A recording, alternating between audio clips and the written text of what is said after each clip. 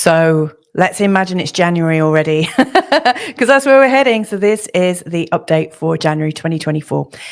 In this short-ish presentation, I'm going to be looking at January from a week-by-week basis, letting you know all about the great aspects. There's lots of them going on, and also some quite life-changing, challenging, karmic, and clearing aspects coming up, including Pluto going into the sign of Aquarius, including the Sun and Pluto coming into a conjunction, also known as Cazimi, just the day before. Lots of great stuff. So let's dive in right now. For those of you that are joining me, my name is louisatannermunson from Feel Good Astrology. Welcome if this is your first visit. If you've been here before, then welcome back. Thanks for joining us. So let's have a look now. So I'm bringing up week one. And essentially, we've got, this is what we've got going on all month. So we've got like the North Node and Chiron getting closer and closer and closer together. They're already in conjunction. So we're already starting to feel the energies of that, which I'll be talking about when I actually look at the charts in greater detail. In this month ahead, we've also got nodal aspects, i.e. aspects from the North and South Node to the Sun, the Moon, Mercury, Venus, Mars.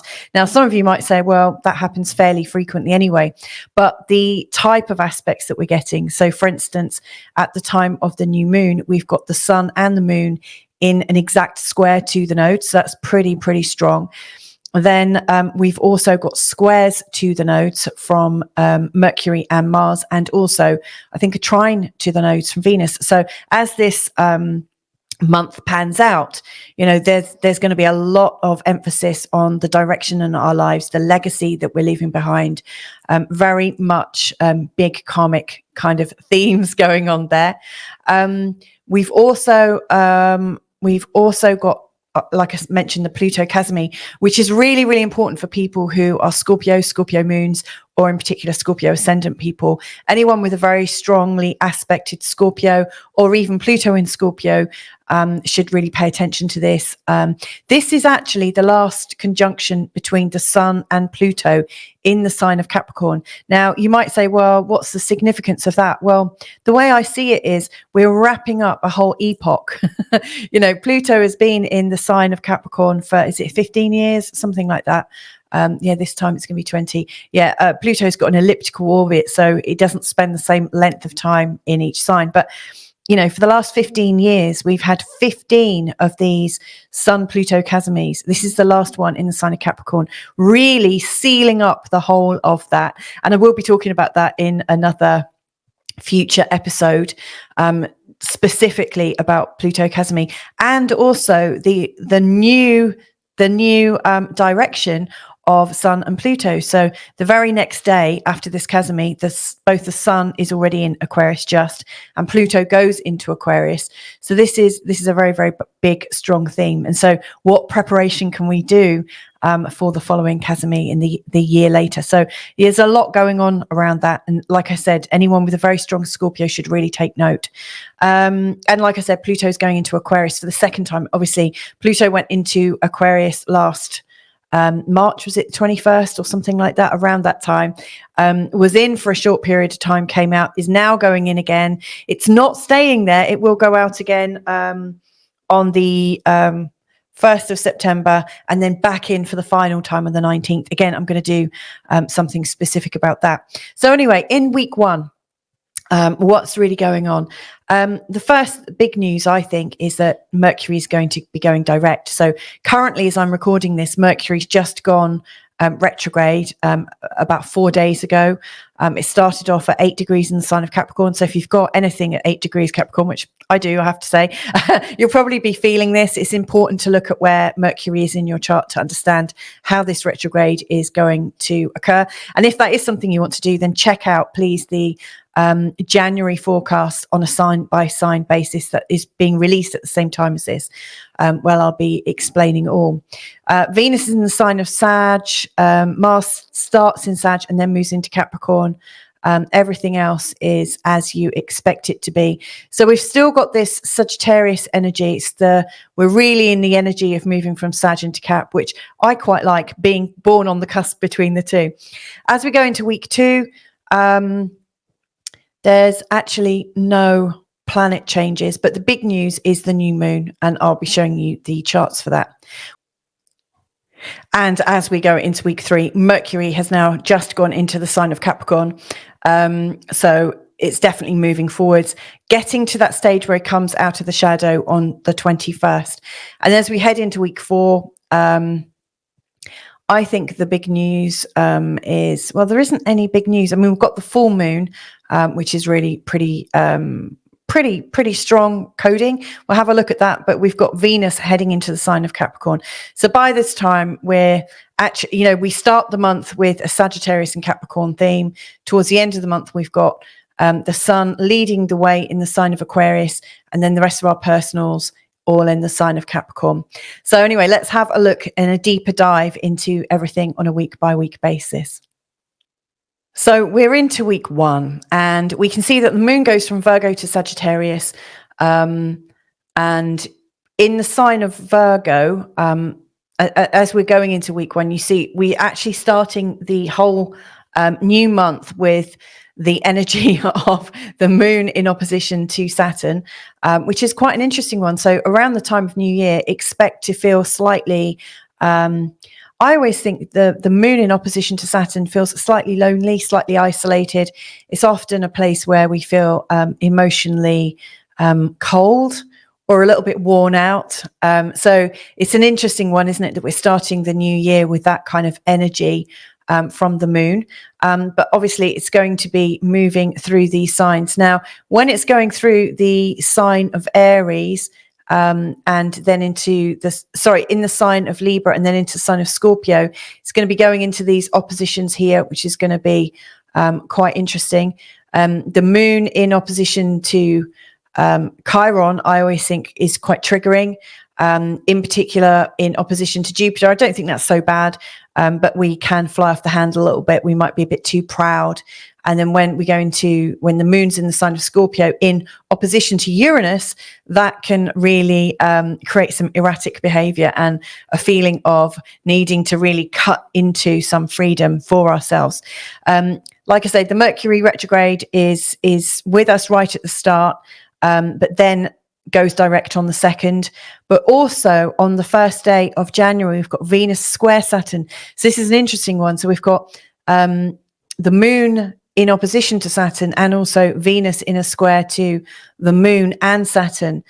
So whatever I said about isolation and feeling slightly cold and worn out, I would raise that by somewhat. So I would really recommend that in terms of your New Year plans, it's worth spending it with people that you really like, and not do something for the sake of keeping family happy. You know where we feel slightly forced to perform and spend time with people that we think we should spend time with. But actually, I would really recommend that you spend time with people that you actually love, and people that really feel like they love you, where there's no beef, where there's no underlying currents that could get really sort of exacerbated. It's really not a time to take a risk with your emotions, which is, it's such a big day, New Year, such a big evening. It's one of those things I would consider just hanging out with the very best of people. On the 4th, we've got Mars going into the sign of Capricorn. Now, what you'll see here is we've got this sort of connection between Mercury and Mars, and they're all in an easy trine, really, to the North Node, and Mars is also coming into a trine energy with Jupiter. So, I always think that when we're starting off with Mars in the sign of Sagittarius, he's raring to go. He's quite idealistic. He's really wanting to show off, really wanting to protect anyone that he perceives as being weak. Obviously, when he goes into the sign of Capricorn, he gets a little bit more reserved, a little bit more discerning. It's less fight, but definitely has some strength. You know, he's definitely knowing where his boundaries are. The sign of Capricorn, I think, kind of appreciates knowing where things start and where things end. I think Mars is quite helpful at doing that. Now, obviously, with Mars here, Mars is really coming into the trine with Jupiter, and I see that as being quite beneficial. As we go into week 2, you'll see that that goes exact. So yeah, I really like the Mars and Jupiter energy here. So if we're looking in week 1 at how things are changing, you know, as we're starting, there's definitely this healing vibe left over from the month of December, which I spoke about as being quite a healing and quite a clearing month. But we're really moving into this space of now what? You know, we've already cleared some space. You know, we had the Mars Cazimi in November. We had that very strong new moon in November. You know, there's been a lot of things that have been getting things moving, getting us back to the core of who we are. And so I really see that as we're heading into January, the challenge for us is to think, now what? You know, where are we moving this energy to? How are we going to use it? And can we get excited about it, please? So even though Mars is in the sign of Capricorn, you know, this earthy connection between the two is going to be motoring us ahead. We've also got the sun in a square to Chiron. That is exact on the 6th. So as you see, this is actually the chart from the first day of January. But if you imagine by the time the 6th comes around, the sun is here. It's in a square to Chiron. That really does feel a bit like an individual identity wound that's coming up, that's just reminding us that, yeah, there are still some things that we're wanting to get even clearer about. I think it gives us an opportunity to really think in terms of our physical health, because obviously the sun is very much related to our physicality, not just our personal identity, but actually how our body's working. So it's like it's information for us. We might overexert ourselves. We might get a little bit tired. We might do a bit too much. So that's worth bearing in mind. And then we've also got the North Node in Chiron, which I've already mentioned, is this ongoing aspect, this advancing conjunction. So for those of you that follow the patterns, or like the North Node is heading this way. It's going clockwise, and everything else is moving anti-clockwise unless it's retrograde. So yeah, Chiron now not being retrograde is actually coming into this conjunction. They're both moving closer and closer together. They're both applying into it. So if you think of Chiron as being, you know, all about our wounds and all about the things that we yet to master, because I don't think it's a one-trick pony just about wounding. I do think it's about the things that are so difficult for us to face, that when we face them, we really master them, and we become a mentor, we become a healer rather than a healy. And with the North Node as well, there's the implication this is your karmic path, or that your karmic path can't really go much further than the level to which you're prepared to heal. So this is definitely worth looking at within your chart. As we go into week 2, which is obviously the one where we've got the new moon in Capricorn, like I say, this is from the 8th of January, this particular chart. And here I've just listed some of the bigger aspects that are playing off in this week. One of the things that I notice about this week, first of all, is the moon's going from Sagittarius to Pisces. Now, in doing so, the moon is going to make a series of conjunctions. So in week 1, she was making oppositions mainly, and would have been making a trine to Saturn. Now she's going to be making a square to Saturn, which is an interesting one. It's quite a cold feeling, that one. Again, it's not a very comfortable one. But thereafter, she's making a conjunction to Venus, Mercury, and Mars, and then the sun, which is, you know, the new moon in Capricorn. So this is very mobilizing energy. You know, our emotions are a lot more forthcoming, you know, and also the moon coming around this part, I always think we're taking action personally. You know, it really feels like we're getting involved. So this one, you know, with Venus is actually quite pleasing. We might feel quite laid back, quite happy, quite contented. Then we get a bit more talkative as the moon moves. I keep saying she, but I think the moon is really not really a she. But that's how I'm just, you know, yeah, I don't know. Why do we gender planets, eh? Who knows? Anyway, the moon in a conjunction with Mercury is very much about us chatting. It's quite childlike. It's quite sort of innocent and playful. And we're definitely batting ideas. You know, it's quite fluid, quite moving, especially in the sign of Sagittarius. And then into the conjunction with Mars, where things might flare up a little bit, might be a little bit emotional and moving. In fact, when the moon is in a conjunction with Mars, the moon is also going to be in a sextile to Saturn. So that's going to be quite motivating and mobilizing. So there's lots going on. Anyway, this is one of the things that I think is quite big. We'd have already been feeling the energy of this coming in week 1, but we've got Mercury in a square to Neptune. So if you see Mercury here making a square to Neptune here in the sign of Pisces, you know, I'm a bit sick of Neptune in Pisces. It feels like it's been there for such a long time. And given that it's a natural ruler of Pisces, it feels like we've had that energy playing out for quite some time.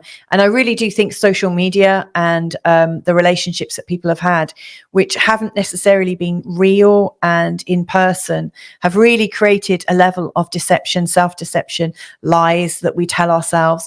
And so seeing this, you know, the square between Mercury and Neptune makes me really think about the danger of not knowing the people that we're connected with. You know, obviously Sagittarius is quite a social sign. Mercury in Sag, you know, isn't necessarily that comfortable. But Mercury is very talkative in the sign of Sag and is very open and curious. You know, and then with Neptune in Pisces, where people can hide their motives, hide their creativity, and deceive quite a bit. Yeah, if you think, you know, Sagittarian, the energy can be a bit show-offy as well. So I think there's quite a bit, there's a real opportunity to miscommunicate and deceive and get misinformed around this time. So I think this whole week, in fact, as this is coming in and then easing off, I think it's denoting a little bit of not danger, but it's important to be cautious around this energy. I wouldn't be signing anything off. And obviously, although Mercury's direct already, you know, Mercury is moving forwards again. Mercury's still in the retrograde shadow until I think the 21st of January. So again, it's not a time where I'd really make big financial or legal decisions. We've got this lovely energy here on the 10th, the sun in a trine to Uranus, which is creating a really beautiful, expanded, spontaneous feeling of luck, I would say, and a feeling that we're moving forwards, a feeling that things are going well and like life is good, I think. It's really bringing up a feeling of change, like change is quite necessary. And what could you do with this change? And it's grounded in these earth signs. So I really think that we can actually do something with this energy. And we've got Mars sextile Saturn, which I mentioned, obviously, as that's in its sextile. We've also got the moon applying into there as well. That makes it quite strong. The sun square nodes on the 11th. So that's actually also the new moon. I'm going to have a look at that chart in just a sec. But we've also got Venus trine Chiron and Mars trine Jupiter between the 11th and the 12th. So the 11th to the 12th is a very, very strong couple of days, really. So if we have a look, you know, the sun in the square to the nodes, and the moon is going to be there as well. So that's pretty strong. You know, it's really a feeling of being caught between the past and the future. And it's funny, you know, like as we go into January 2024, or in fact, every time we go into a new year, I'm often writing the previous year on dates as I'm typing things. Funnily enough, I'm recording this in December. I've already started to type 2024 because I'm doing so much work already in this year that I've already got my head around that. But isn't it funny how at the time of, you know, the new year, when we're into the first month and the second week, it's funny, you know, people are still really caught in between these 2 years. It almost feels like we're still in the previous year, and this one has yet to start. So I think it's an interesting position. You know, it's almost like we're not quite sure where we're going, and we're not quite sure what this means. And the square between, you know, the sun and the moon is really creating this feeling of uncertainty, possibly a bit of excitement. You know, if you think Venus is also trine Chiron at that time, it's an indication to me. It's almost saying, look, go on. It feels like it's big, feels like it's massive, but actually, you know, we've got you. Like, life has got you. You're supported. And then with Mars trine Jupiter, it's like, get out there, get moving. You know, it's really giving us that impetus to fully get mobilized. And then as we come to the end of week 2, we've got Mercury going into the sign of Capricorn, which will be a huge relief for Mercury. It will be able to think in terms of solid, concrete ideas, as opposed to the Sagittarian way of processing information, which tends to be really kind of conceptual and bouncing around. Hey, I'm one. I'm one with Mercury in Sagittarius. And then we've also got Venus in a trine with the nodes. So no matter what's going on with the nodes, there is this feeling of well-being. You know, so even if you feel like we might be getting our butts kicked a little bit, or we might be challenged to look at ourselves and challenged to face ourselves, there's still this feeling that, you know what, this is actually working for me. You know, it's not happening to me, it's happening for me. And I think that's a cool distinction. So let's have a quick look at the new moon then, and then we'll go into week 3. Now, at the time of the new moon, I really like this. So like I said, it's exact nodes to here we go. The nodes are at 20, both there, and then the sun and the moon are at 20 degrees in the sign of Capricorn. If you've got anything from, say, 15 to 25 degrees in the sign of Capricorn, or in fact any of the cardinal signs, so that includes Aries, Cancer and Libra, then this is going to be quite a catalyzing time for you, given that around these degrees we've got the nodes, we've got Chiron, and we've got the sun and the moon. So if you've got something here, for instance, this could be quite catalyzing. You know, this energy could be used by you according to the kind of planets you've got, and also where they're sitting in your charts. The new moon is also in this lovely trine to Uranus, which I was talking about on the other slide, and it's in a square to Chiron, which again I was talking about before.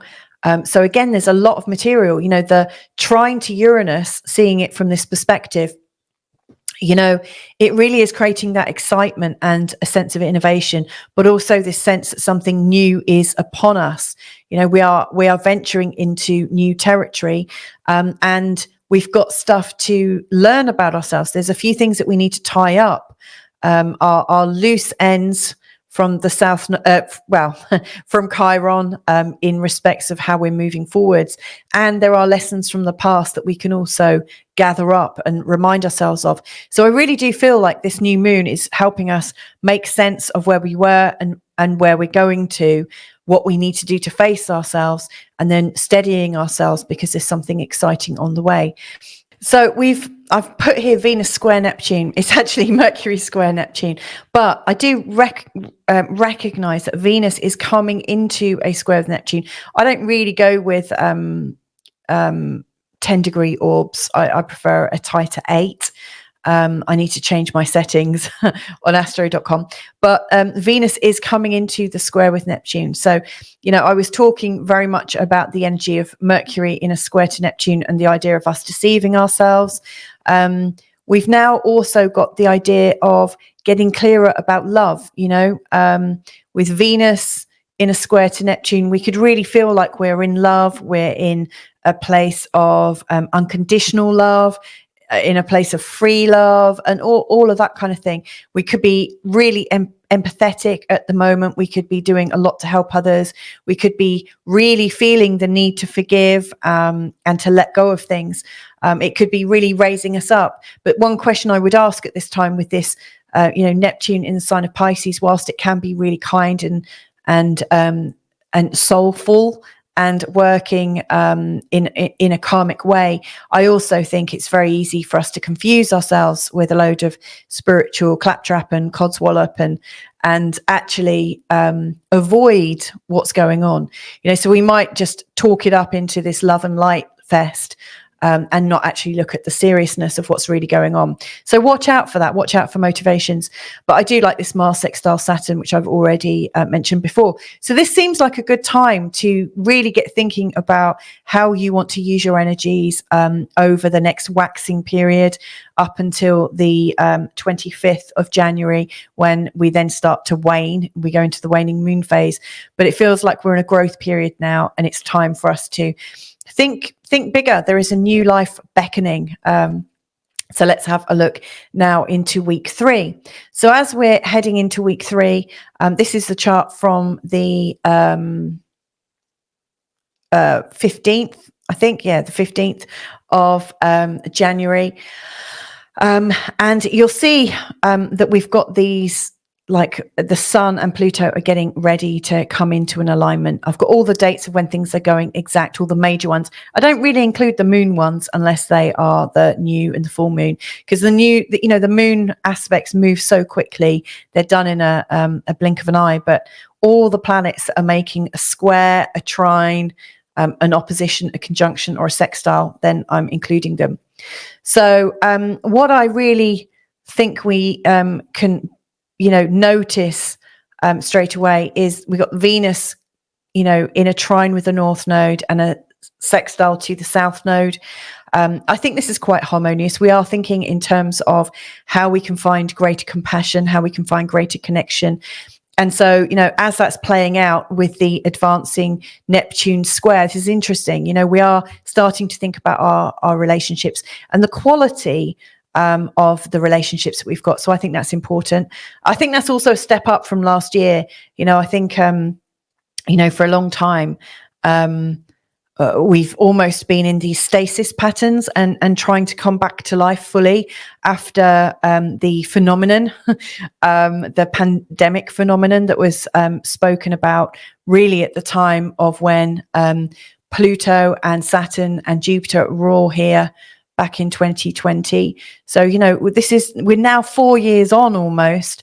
And I actually I really am starting to think that people are really properly coming back to life now, properly coming back into their own instincts. For a long time after we've been in this place of really trying to fit into particular narratives, really trying to put other people's needs first. And that is the suggestion, isn't it? And this has been the suggestion for quite a while. But, over the last 4 years, there's been this very strong, overwhelming narrative almost that we have to do everything in alignment and we all have to do the same thing at the same time to help ourselves. I think, during last year, people were starting to say, well, hang on a second, I've been doing this and actually I'm getting sicker, I'm getting fatter, I'm not as happy, I'm not feeling as vital, I'm not feeling as alive. And of course you're not, because we haven't been following what's in our hearts. And actually, I think when we're led by our hearts and our head, but we start with our heart first, we get a much truer idea of what's really needed to be living this life right now for us. And I think when we make our own decisions from a place of freedom that is aligned to our heart, we're likely to make very wise and sensible and liberating decisions and have wise and intelligent behaviors. I think when we do things because we're told to do things, we are led down a very unwise and unintelligent path. It's very difficult for us to know how to think about things if we're not actually in the process of thinking things through for ourselves.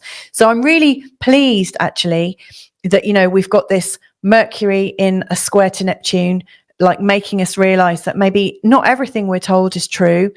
And also a lot of things we tell ourselves isn't true.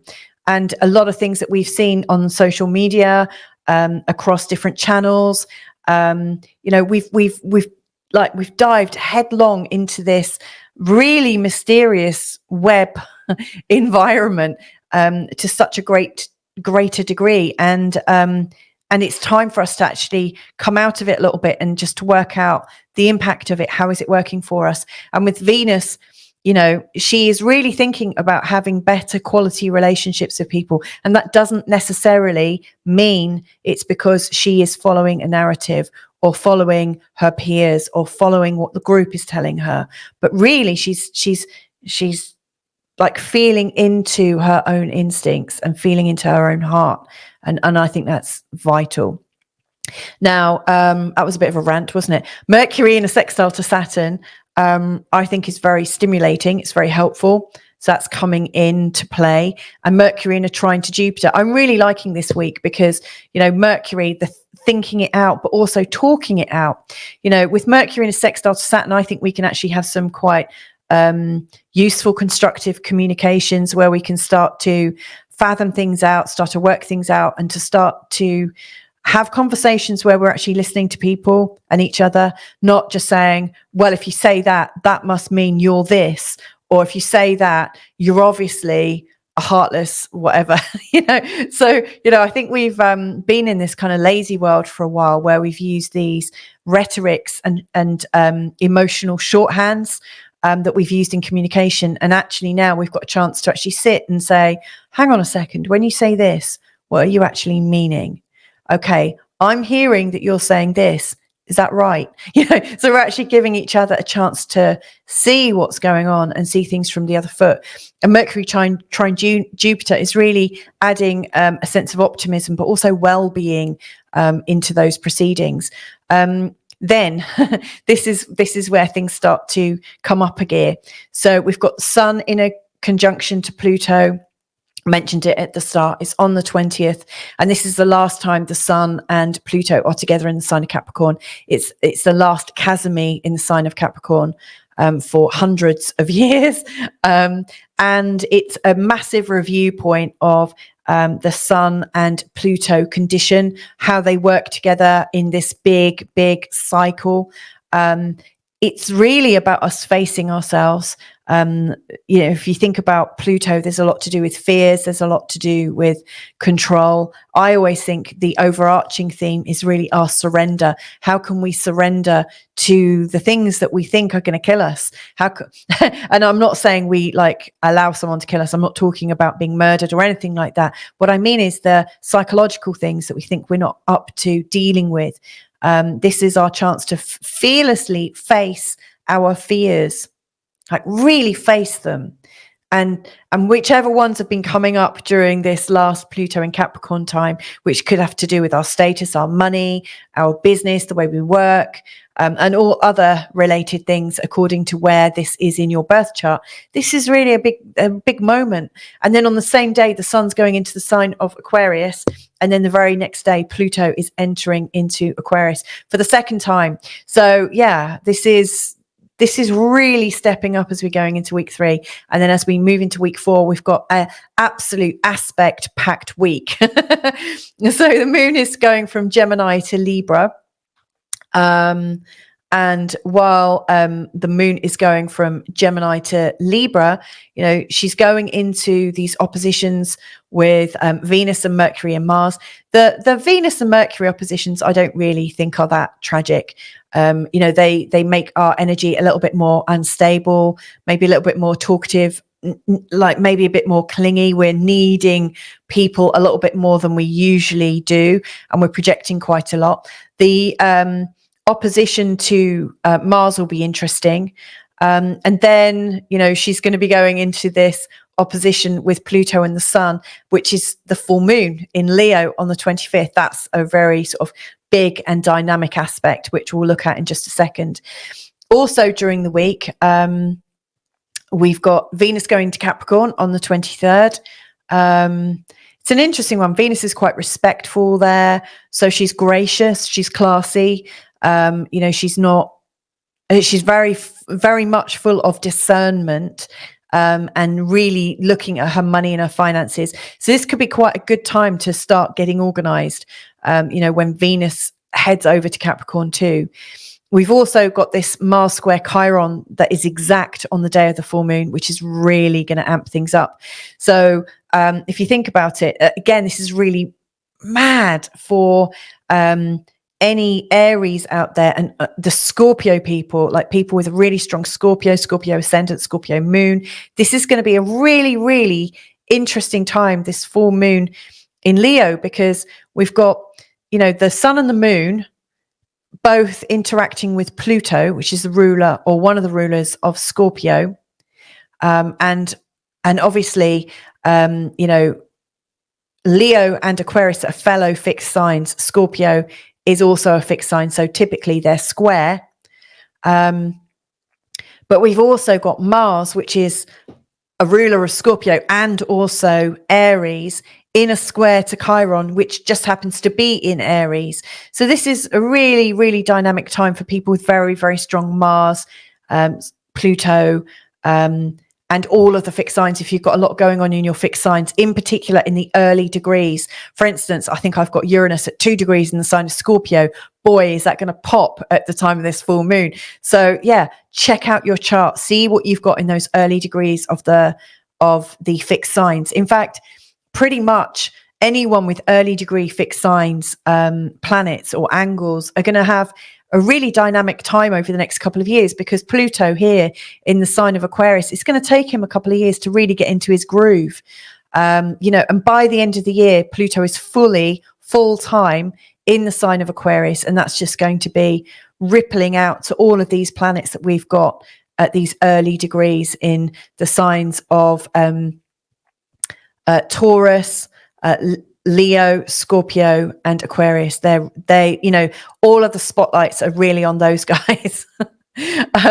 So yeah, and I will have a look at the full moon in just a second. Following the full moon, we've got the sun in a square to Jupiter energy coming in, which can make us a bit foolhardy, a little bit too enthusiastic. We might go over the top a bit too much. Mercury conjunct Mars, which I'm actually quite excited about. You know, we actually stand strong for ourselves, which is quite important in these times. So it's worth, you know, just making sure we're not gobbing off for no reason. It will help to have Venus in the sign of Capricorn, giving us a little bit of discernment. Mercury is square the nodes, and then Mars is square the nodes. So I need to take that back, because the chances are Venus isn't going to get a look in here, because Mercury and Mars in squares of the nodes. You know, I would be very cautious about what I'm agreeing to do and what I'm saying I'm going to do. Like, what words am I committing to the public domain? What am I committing to right now? You know, Mercury is your mind and your communication, and Mars is your action and your vitality and moving forwards. And having these two together, you know, connecting to the node of the past and the node of the future, you know, one very much about what you've already accomplished, one showing what's yet to come. It's interesting, you know. Make sure that what you're doing at this time is really what you want to do, because you could set off a whole ton of energies in a particular direction that might not be right. So absolutely think things through as much as you can before the 28th and 29th. As we're ending the month, phew, we've got Venus in a trine to Jupiter. So by this time, Venus is just a little bit in here, in a trine to Jupiter, and Mars in a trine to Uranus. And so that's really kind of pleasing. Things start to move forwards again. Again, another reminder as to why we need to be really certain with how we're using this energy, because once we've got our kite in the sky, it's going to really take off. So there you go. Last chart then of this video, and that's the full moon chart. And what I wanted to point out really is how integral is Jupiter in this full moon. So Jupiter's here. You'll see Jupiter is in a square to the moon, is in a square to the sun. So that's the full moon, you know, the sun and the moon in opposition. It's almost an exact square.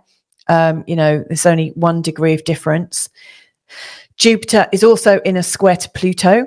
And obviously Pluto's in a conjunction to the sun and also in an opposition to the moon. So this is very high energy as well. But we've also got Jupiter in a trine to Venus, is also in a trine to Mercury and also to Mars. So Jupiter is connected to all the things that are considered personal. So the Sun, the Moon, Venus, Mercury, and Mars. So if you think of Jupiter energy and how you use Jupiter energy, and you might want to consider where is 6 degrees, or, you know, between 0 degrees and 10 or 12 degrees in the sign of Taurus in your chart, because this Jupiter point is super sensitive to it. You know, there is, you know, whatever is at that is going to have a lot of energies pulling into it at the time of the full moon. It's very strong. And I think these are really supportive. You know, the Venus, Mercury, Mars are really supporting movement and change in a pleasing way, in a way that works, in a way that we can communicate, in a way where it feels easy. You know, there aren't too many blockages and difficulties. And then we've got the full moon energy and Pluto, you know, so I really think at the time of the full moon, we can really change things, and we might feel completely out of our jurisdiction. We might feel out of our comfort. We might feel out of our skill set. But this full moon is here to really raise us up and to really challenge us onto the next stage that we're going into. You know, aside from all the Jupiter activity, we've also got Saturn in a sextile to Jupiter as well. So we've got all the personals plus this bridging planet. I consider Jupiter and Saturn to be bridges. You know, they're bridging us from the outer planet consciousness, you know, so the unconscious mind stuff of Uranus, Chiron, a little bit of both, Neptune and Pluto, and then to the personal, so Sun, Moon, Mercury, Venus and Mars. So, you know, you've got Saturn and also Jupiter kind of cradling this, which is really important. Yeah, on the same day, Mars is in a square to Chiron. So, yeah, you might want to bear in mind where you know, where you are moving forwards. There might be some pain attached to it. There might be some expectation that you're not quite comfortable with. There might be some level of insecurity that it's time to be brave and face, and also talk about, because obviously Mercury and Mars are in a conjunction, not an exact one. And also Chiron and the nodes are also in a conjunction. So this square is also very, very strong. And obviously Mercury and Mars are also in a square to the south node too. So a huge full moon, a lot of energy, isn't there? So anyway, that's my update for the month of January on a week by week basis, and sort of covering all of those ups and downs and emotions and rights and wrongs and good and bads and all of that stuff. As you can see, we head into 2024 with some massive themes, really, really big themes. So yeah, there you have it. Now, if you're interested in finding out how all of these are playing out for your particular ascendant or your sun sign, if you want to use it that way, then stay tuned, because coming next is the breakdown on a sign by sign basis of how January is going to work for you. So let's go there now. Welcome back. So let's have a look at the second part of this January forecast. So now I'm going to break down the energies of January's planetary positions and use it to describe your month ahead according to your ascendant. Now, I do get asked each month whether you can use these forecasts for your sun and your moon. And of course you can. I always think if you use them for the sun, then when you're listening, think of it as what's going on with your identity. And then if you're listening to it from the perspective of your moon sign, think of it as what's going on for you in your psyche. But ideally, these are for your ascendant, because this is showing how things are laying out in your chart. Now, I say how they're laying out in your chart. That's really according to which house system you're using. So when I'm doing this, this is based on an equal house system, not on Placidus or anything else. And you can make those conversions yourself if you're skillful in astrology. You can look up your chart and have a look. And if you realize that one of the planets in this equal house system is actually in the next house along in one of these forecasts, you can always listen to the next forecast along for a little bit of an extra intel. I mean, I'm laying out as much as I can in as helpful a way as possible. And it's not entirely possible to capture the full gamut of all the signs in this one short video. So this is the best I can do it, and I hope it's useful for you. If you don't already know what your ascendant is, then here's a quick way for you to find out. So what you need to do is head to AstroSeek, which is astro, and then it's a dash and seek.com. And then if you click under free horoscopes and charts and calculations and just go down and see where it says Ascendant Rising Sign Calculator, and then all you need to put in is your time, place, and date of birth. Press enter, and it will bring up your actual ascendant. So my advice to you is look for the ascendant sign and listen to that forecast for you. And that will give you a really good layout of how these energies are showing up in your life. But also listen in for the ascendants of your partners or your kids or your parents or, your business, whoever is really like playing out in your life right now, whoever's really important to you, it might be useful to check them out too. So, use this to help yourself. Right. So let's go straight in with Aries. So actually, before I go into Aries, let me just explain what factors in this month ahead I'm going to be pulling up. So you'll see for each star sign I'm covering, I'm commenting on the position of the new moon in Capricorn at 20 degrees, where it's falling, and where you see the yellow is where that is. That's 20 degrees in the sign of Capricorn. Then the blue is where the sun is going into Aquarius. Actually, it's the position of the sun, really, because it's going from the beginning of Capricorn to the beginning of Aquarius throughout the whole of the month.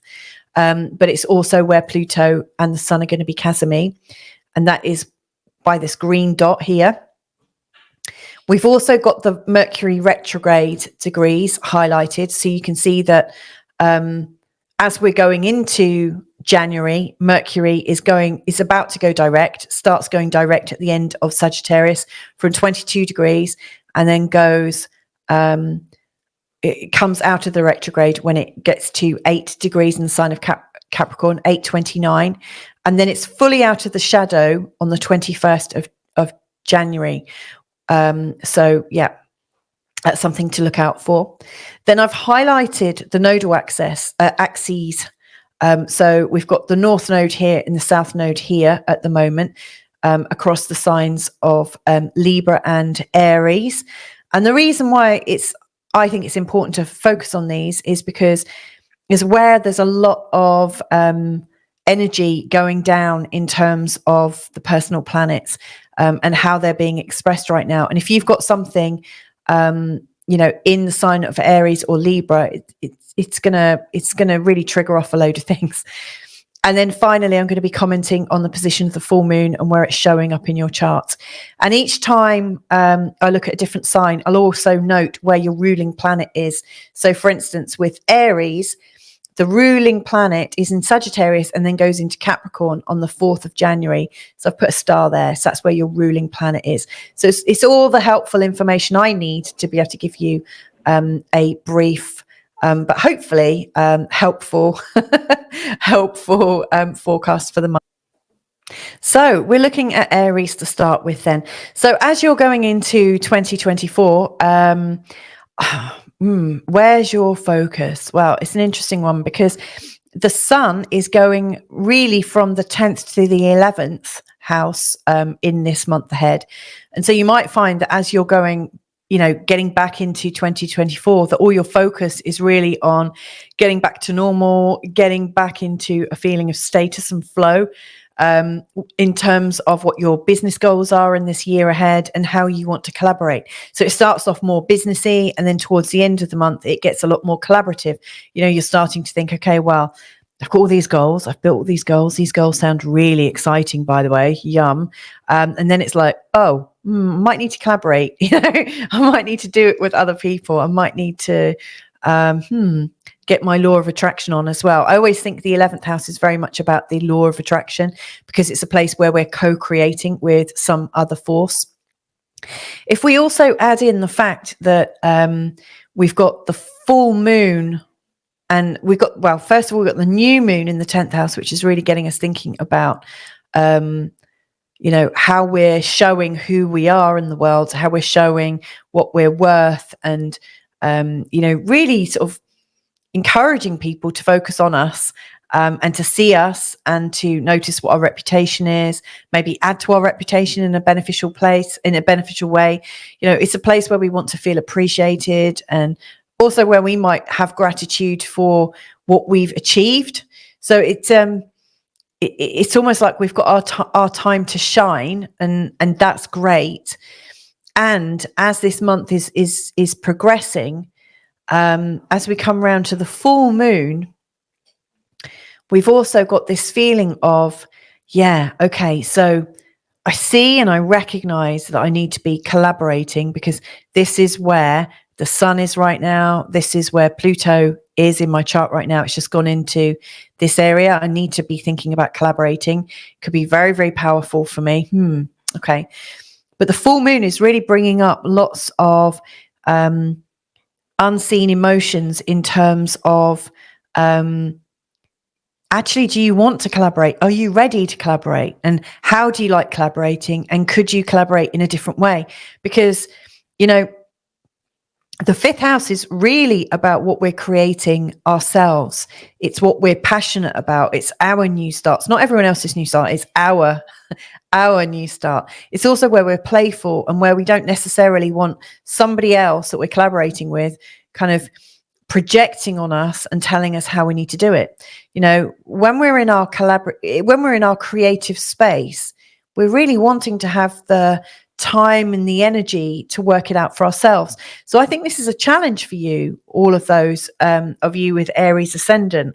This is a huge challenge, because you recognize that to get to the next level, you're probably going to need to collaborate.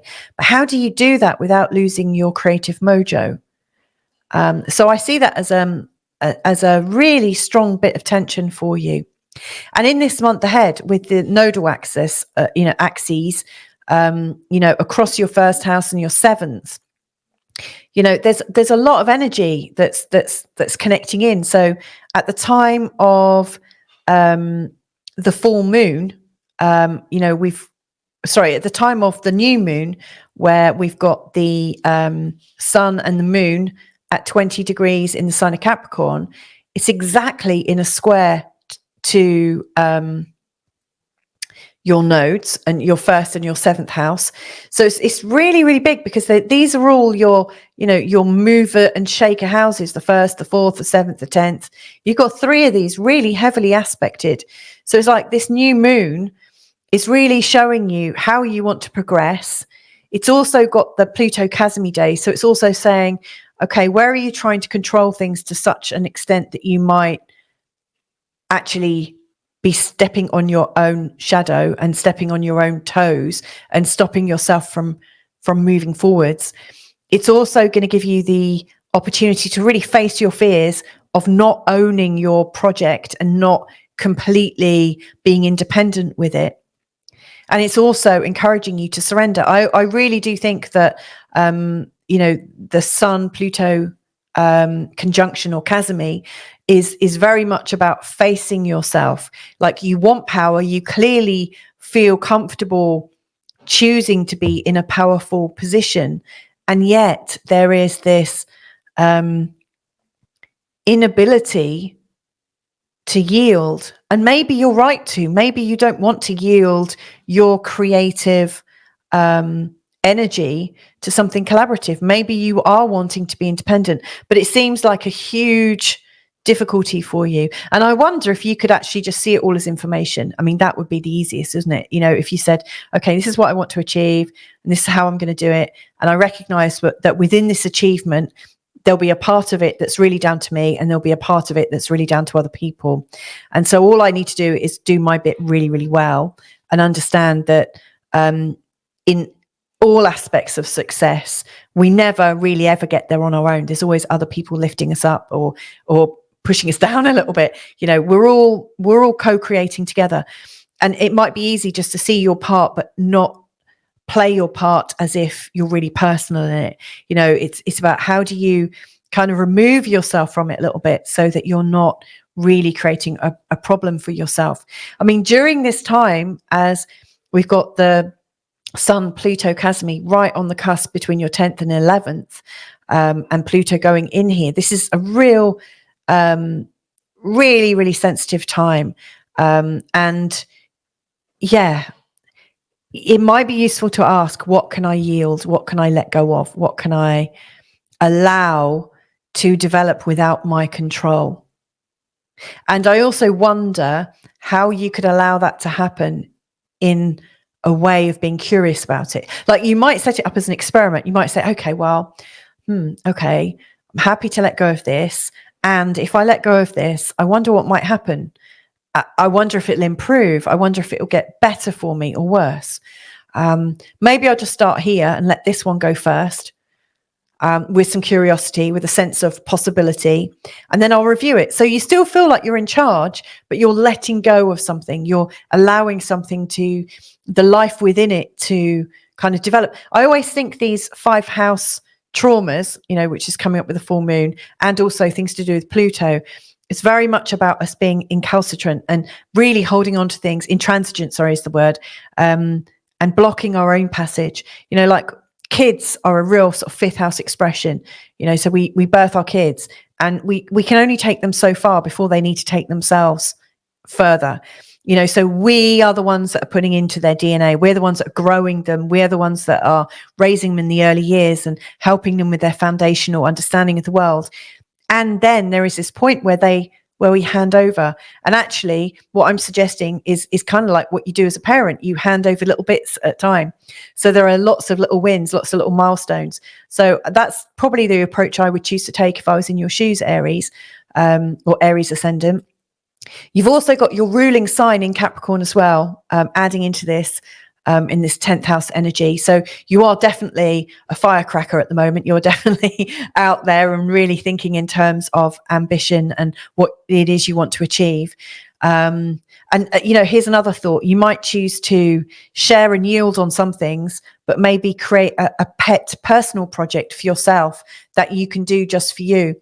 Whilst you're really feeling quite optimistic, in as much as you have high expectations of yourself and you can probably reach up. Now, I haven't really spoken about Mercury retrograde, and how that might impact you. But what I would say is, as you, when Mercury went retrograde at the end of December, it's like you'd got into your 10th house a little bit too early. It's like you're already ready to tackle what your new year was going to look like. And, you know, when Mercury went retrograde, it's hang on, look, come on, you need to get a much bigger view of this.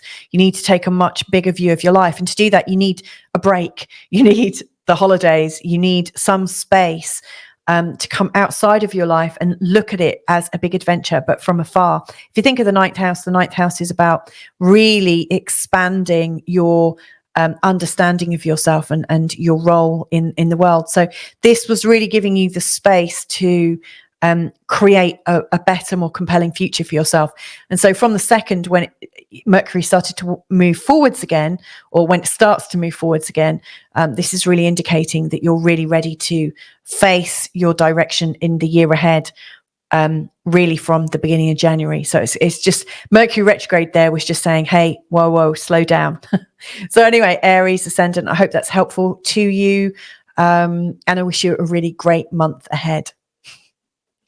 So let's have a look now at Taurus. So hey there, Taurus Ascendant, how you doing? Hope you had a lovely holiday, and now we're into 2024. So let's see how the month of January is going to work for you. So you'll see I've got your chart in front of you, and I'm wondering where we should start. Right. First things first that I really want to comment on, and that is your ruling planet, which is Venus. It's in Sagittarius as as we start the month ahead, and then it slowly goes into the sign of Capricorn. So your attentions are, I would say, very much on securing your resources and value systems, like getting really kind of certain about things. Now, it's interesting because obviously Venus in the sign of Sagittarius is not very certain about anything other than, oh, isn't it time to connect and have some fun? But, your ruling planet going through your 8th house is likely to stir up quite a few things. So the 8th house isn't just about shared resources with other people and loans and things like that, though it obviously does cover that.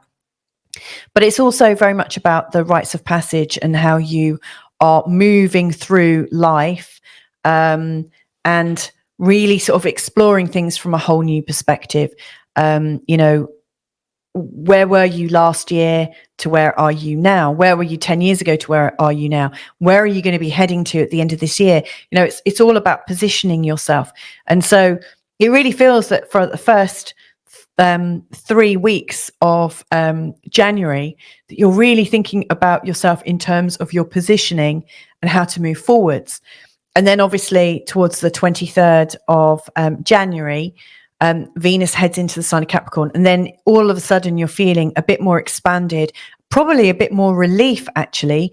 And Venus is in a fellow earth sign, which you really understand. So it feels like things can get moving, which I think is rather great. Now, during this kind of thinking it through time, I also want to point out, the energy of Mercury retrograde and what that's likely to do for you in January. So, as we're coming into January, Mercury is retrograde and is just heading back into the sign of Sagittarius. So it's like during December, it feels like your ruling planet had already taken you into this place of relief. Like you'd already felt like, oh yeah, I'm quite relieved. I know what my next step is. And yet it's like Mercury starts slowing down, putting on the brakes and saying, hang on a second, there's a few things you haven't quite addressed here. And so this Mercury retrograde that started on the 13th of December and is coming, I'm recording this mid-December, by the way, just in case I sound like I'm in past and future tense at the same time. But, Mercury is putting you into quite a reflective space and way of thinking all the way throughout the holidays and up to New Year. And then literally on the 2nd of January, you're starting to move forwards again. So what's happened in that time is you've gone into a bit of a deep dive about what's yours and what's not yours, what's been playing in your psyche that's really not helping you, what you'd like to clear for 2024. And really what I see is from the 2nd of January, as Mercury is starting to move forwards again and back into the sign of Capricorn, is that there is this slow sense of progress, that you can actually move forwards, that you are completely aware of your hang-ups and insecurities. You are aware of what's yours and what's not yours and where you might be put upon. And you're also aware of the levels of responsibility that are coming up for you in this year ahead, and where you might want to take more responsibility. Because obviously, Taurus is a fairly responsible sign, and obviously it's moving into Capricorn, which is all about responsibility, isn't it? So yeah, it's an interesting kind of scenario, because Mercury is coming out of its shadow on the 21st. So in many respects, it feels like your month really gets going in the 3rd or 4th week of January, even though, we've got this powerful new moon in Capricorn, which I'll tell you about in just a sec. And also, the sun goes into Aquarius and has a Pluto Cazimi, and is also, the next day Pluto goes into Aquarius for the 2nd time. So these are big shifts. But to me, it really feels like for you that this month ahead really gets going, gets momentum from the 21st to 23rd. It feels that things are starting to move.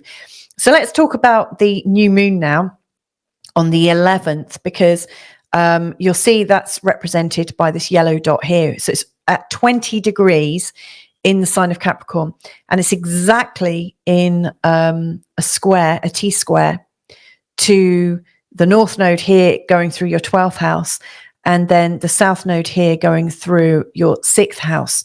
So if we think about the 12th and the 6th and that polarity, the 6th is very much about our active day-to-day, our physical health, our work, all our kind of living conditions. I mean, the 6th house has got a real sort of Virgo vibe to it. So it's not particularly glamorous. And I apologize to anyone with a strong Virgo leaning in their chart. I'm not trying to put you down. We need you, by the way. You're very important because, you know, you see things in quite a balanced way, and you don't look at the sort of like daily tasks and think, oh my goodness, that's boring. You just kind of get on with it. And actually, this is what's going on for you, Taurus Ascendant, in this month ahead, you know, and in fact, in this like next year for sure, you know, as the North and South Node are going through Aries and Libra, you know, you need to be really practical about your day-to-day. You need to remind yourself that the day-to-day can go smoothly and of some of your really good habits that you've had, and remind yourself of when you've had really, really good health, and remind yourself of everything you've ever learnt about health and organization and a smooth working life and this, that, and the other. Now, the 12th house, where you've got your North Node, is really representing the kind of challenges that are going on for you and what your big learning is right now. And if you think of the 12th house, it's got a bit of a bad reputation because it seems quite unboundaried. It's very much linked into the Pisces energy and the planet Neptune. You know, it's very much almost like about the end of days, like what happens, you know, outside of your body. It's like an out of body experience, really. It's about your imagination, your intuition, all the things you sweep under the carpet and leave for a later date. At some level, it's a bit like the death, isn't it? Because, you know, the first house represents our birth. The ascendant is literally us being born. And it goes all the way around, and slowly we come out of our body and we pass away. Or, you know, that's like the big story of the houses. But, you know, the 12th house, I'm not saying you're going to die, by the way, although we all are going to at some point. But the 12th house here is really reminding us that, you know, our time here isn't forever necessarily. You know, maybe as a soul or a spirit, if that's how you roll, you know, we are eternal, but our bodies aren't. And so there's all these themes of aging, the insecurities of aging, the ideas of what are we going to do in the short space of time we've got, and all of the sort of panics and fears that might be associated with aging. And, you know, the 12th house is also very much about the imagination and intuition, but also about mental health.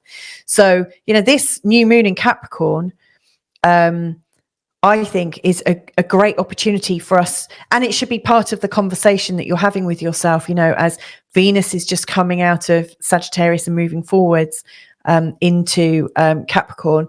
And also as Mercury retrograde is coming out of its shadow and going into Capricorn, you know, these conversations about what you've learned about yourself recently, where you've taken on stuff that you really didn't need to, you can start to wrap that up.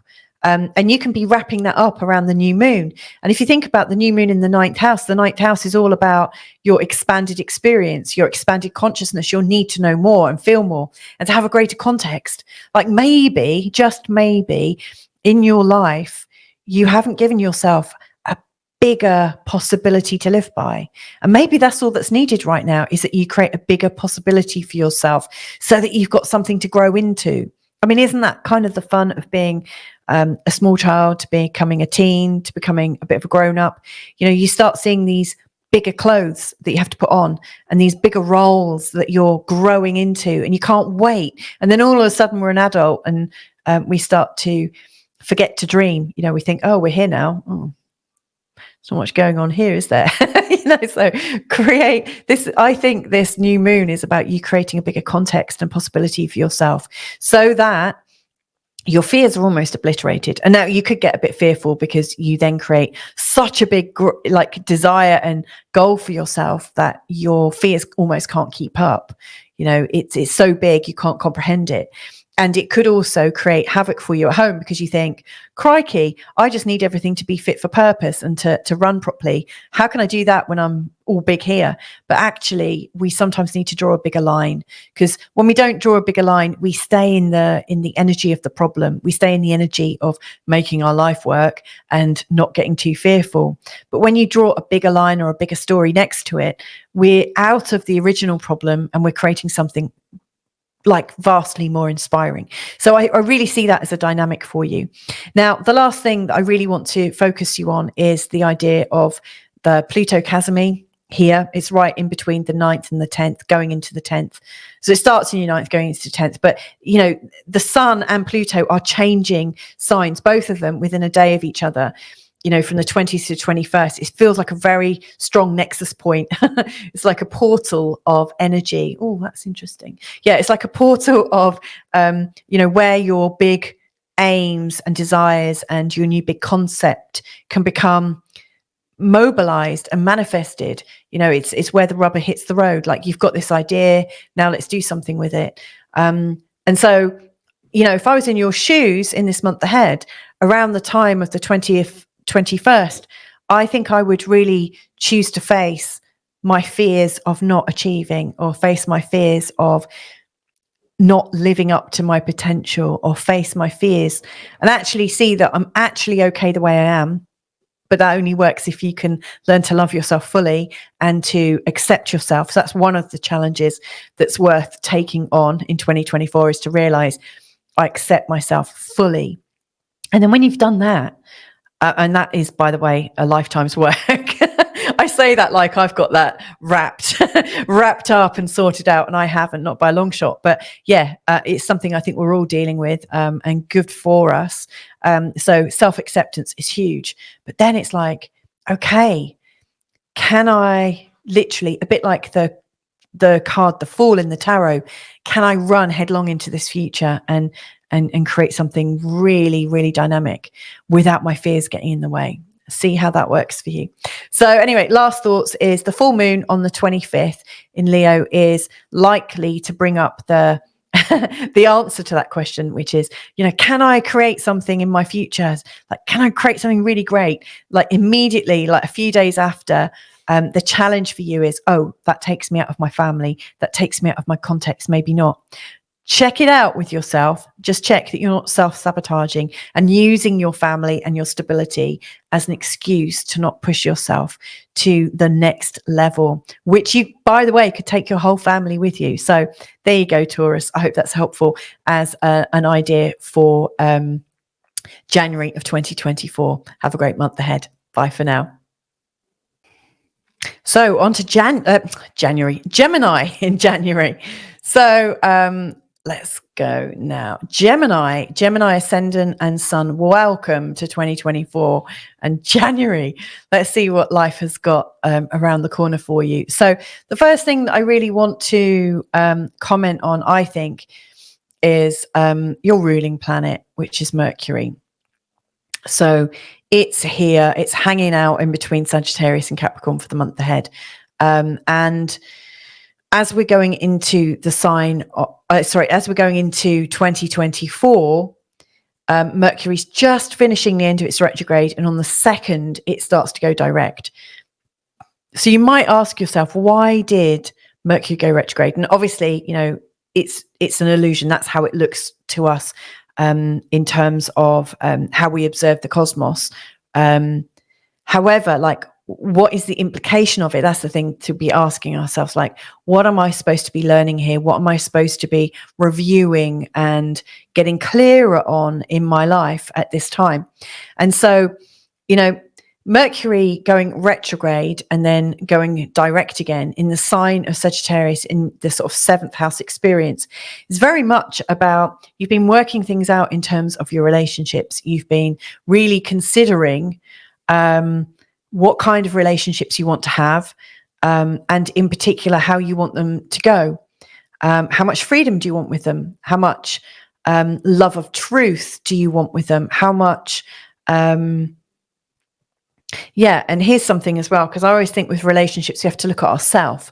And so if you think your ascendant is in the sign of Gemini, which obviously is ruled by Mercury, you know, with Mercury here in the 7th, the chances are you've been judging the people around you quite a bit and really thinking, I feel quite different to these people. I feel quite different to the people in my life.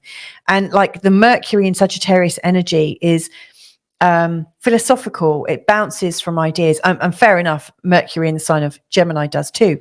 But Mercury in the sign of Gemini is really looking at things from facts. Is it yes, no? right or wrong, good or bad? Is it a particular number? Is this what was confirmed in this report, this, that, and the other? So the Gemini information is kind of local, concise, understood, backed up by a much bigger narrative. The Gemini way of processing information and understanding the world, I think, is quite social. You know, it really likes its peers.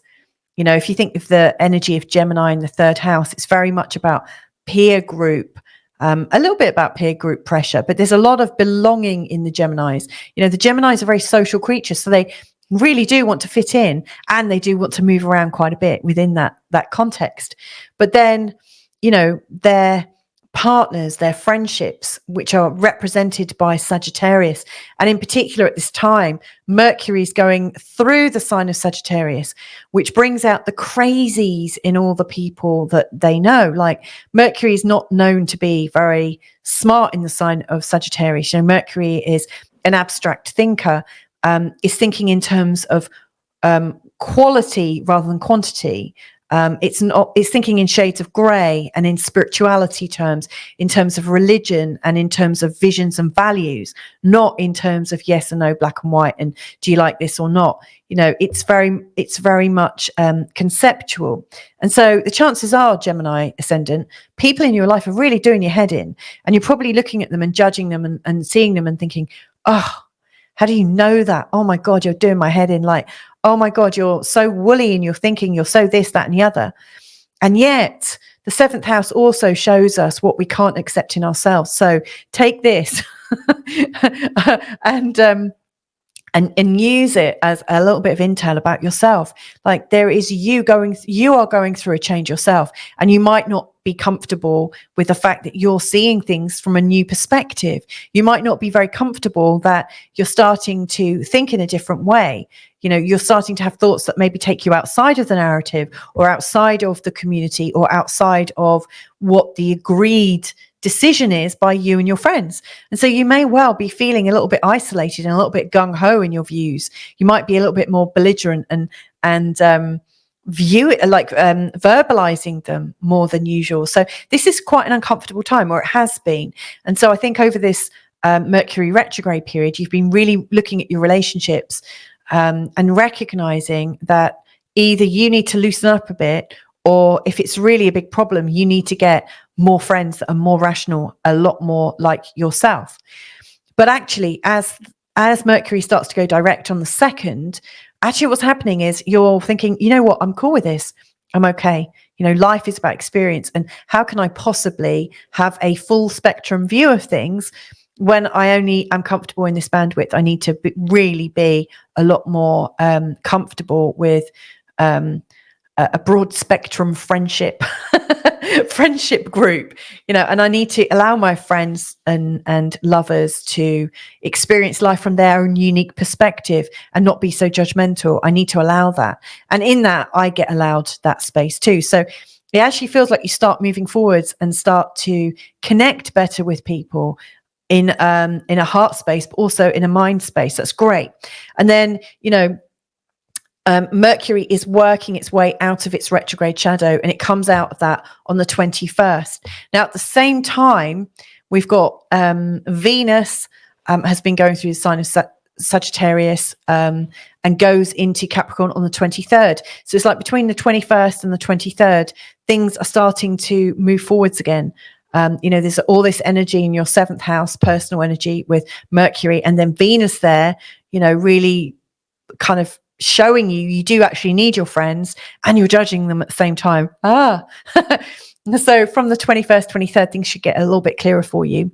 During that time, you've got the new moon on the 11th, and that's going to be in a T-square to the nodes. And interestingly, you've got your South Node here in the 5th house, which is a place of romance, but also where you're creating things in a passionate way. And the 11th is this place of friendship and co-creation and collaboration and networks and things like that. And so isn't that interesting that you're thinking about your role from the perspective of relationships and what you can allow your partners to be like, and how you can be okay with that, how you can be at peace with that to find greater harmony. And then during that, you're having to face all the 8th house stuff. because actually that's where the sun is in this month ahead. You know, the sun starts off in your 8th house and moves to the 9th. You know, the 8th house is full of judgments, you know, blame, shame, guilt, anger. We cannot live freely until we are able to accept and not take personally other people's judgments of us. Because, you know, you need other people in your life, presumably, but when other people come in, there's always going to be a judgment of some sort, because we're always compared to each other, you know. So once we come out of this like portal of comparing, and once we just accept that people are different, and there's no blame, there shouldn't, you know, we can always work things out, so we can kind of move beyond the blame, shame, guilt, anger, regret, bitterness kind of game. Then we can start moving forwards. But this new moon in Capricorn, which is square your south node here in Libra, reminding you of all those funny experiences with lovers and new relationships, and also reminding you of how much fun you've had with your own passions, doing your own hobbies and things like that. And also how difficult it can be when we're collaborating with other people and networking. Things might be a bit slower, you know, when we're in bigger groups and networks and friendship, you know, and big groups of friends. So, you know, there's this whole creative side as well to work out. Now, where the sun is moving from the 8th to the 9th is really encouraging you that, you know, as the sun goes into the sign of Aquarius and into the 9th house experience, your energies should lift and lighten. So isn't it interesting, you know, the 20th, 21st, the 23rd, you know, the sun's moving forwards to help you feel more free, less tied up and in knots. Mercury comes out of his shadow. Venus comes into the sign of Capricorn. You know, it to me, it just feels like you're moving on in your relationships and creating a new way of being in your relationships that's going to really help you move forwards and up in life. You know, because these nodes, and the nodes are quite important in this month ahead. And, you know, I do urge you to listen to week 1 to 4, in particular 3 and 4, where I talk about the nodes quite a bit. This is going to really hit home, I think. But the nodes here are really showing you the difference between being on your own and creative and enjoying your life, and actually how you can be when you're in partnerships where you're working together without judgment. Like, the chances are you've had those experiences for working with others, but having those judgments and having those slowdowns and the breakdowns and the breakups and this, that, and the other. So is there a way of being that will allow you to be the total Gemini that you are, which is to be free and flit from idea to idea and concept to concept, and to feel like you have space for so many people in your existence? Is it possible you can create that freedom for yourself? I think this is a really strong month ahead to do that. And Pluto Cazimi, and then Pluto into Aquarius for the second time, that's taking place between the 20th and the 21st. It's right on the cusp between judging others and feeling judged and feeling knotted up about all of this, and then moving forwards with a bold new idea.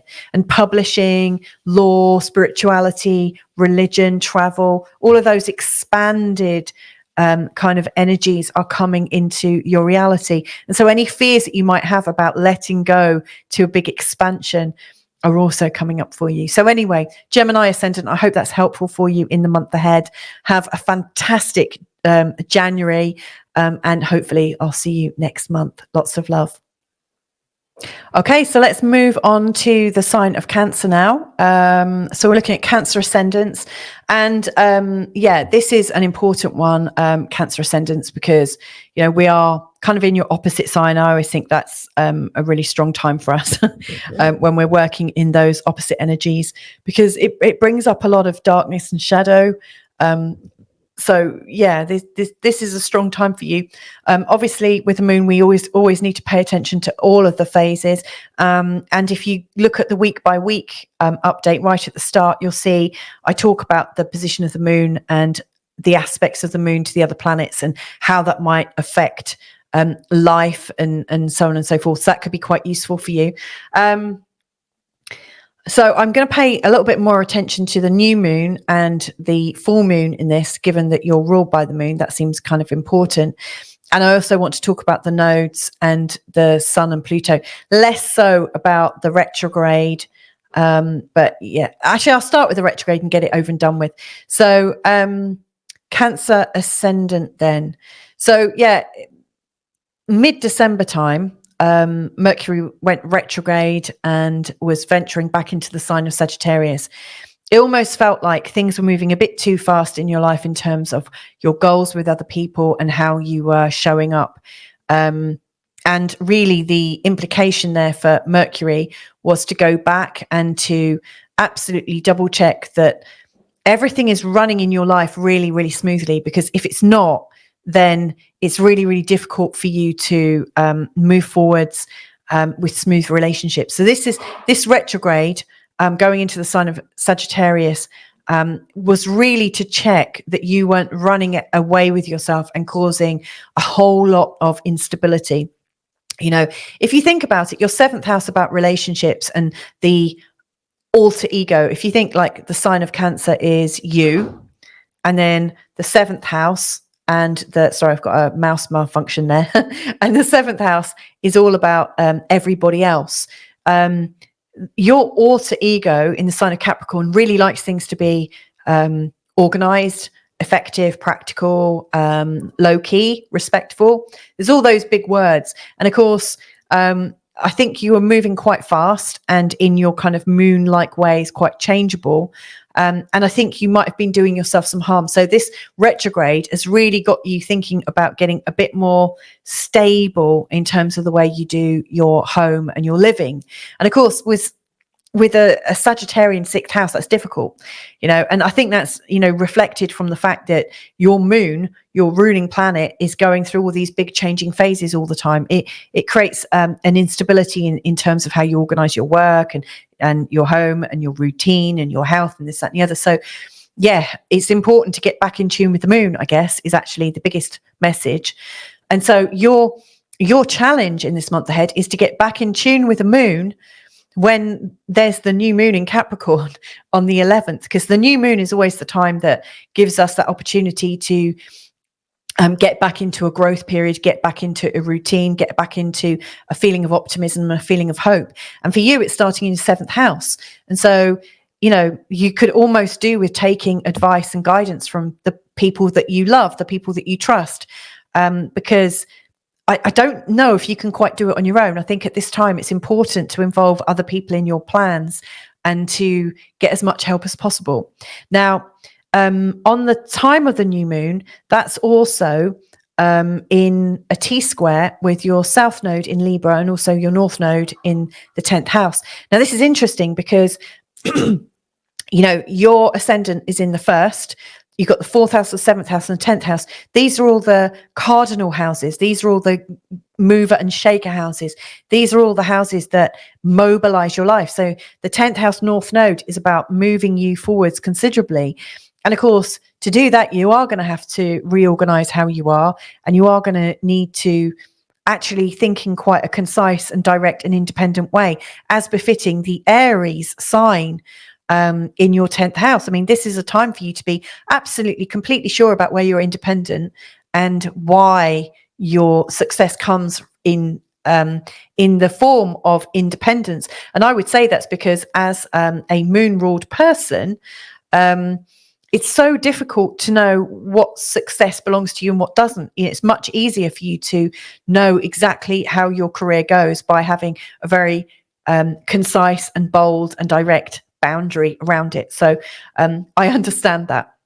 And this new moon in Capricorn should really help you do that. And the people around you, I think, will probably have observed many a time just how your softness and your changeability can create a difficulty in the way that you promote yourself and move further up. Now, the south node in the sign of Libra is also weighing heavily on you. You know, your south node, your 4th house, is ruled by the sign of Venus, and Venus is in the sign of Sagittarius for most of the month and then goes into the sign of Capricorn on the 23rd. So, you know, you are currently trying to work out how to make your fourth house work a lot better. And if you think about it, the South Node, it's where you've come from. It's where you've taken a lot of comfort. It's where you've been vulnerable. It's where you've been open. It's where you've got shared memories with people and stuff like that. So you don't want to move forwards as befitting your North Node here and forget about the people that helped you get there.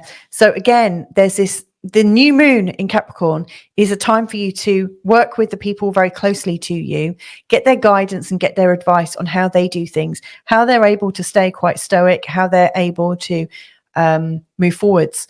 I think, empathic signs, definitely like Cancers. Yes, I mean, you've got your hard shell, and that is very useful and necessary.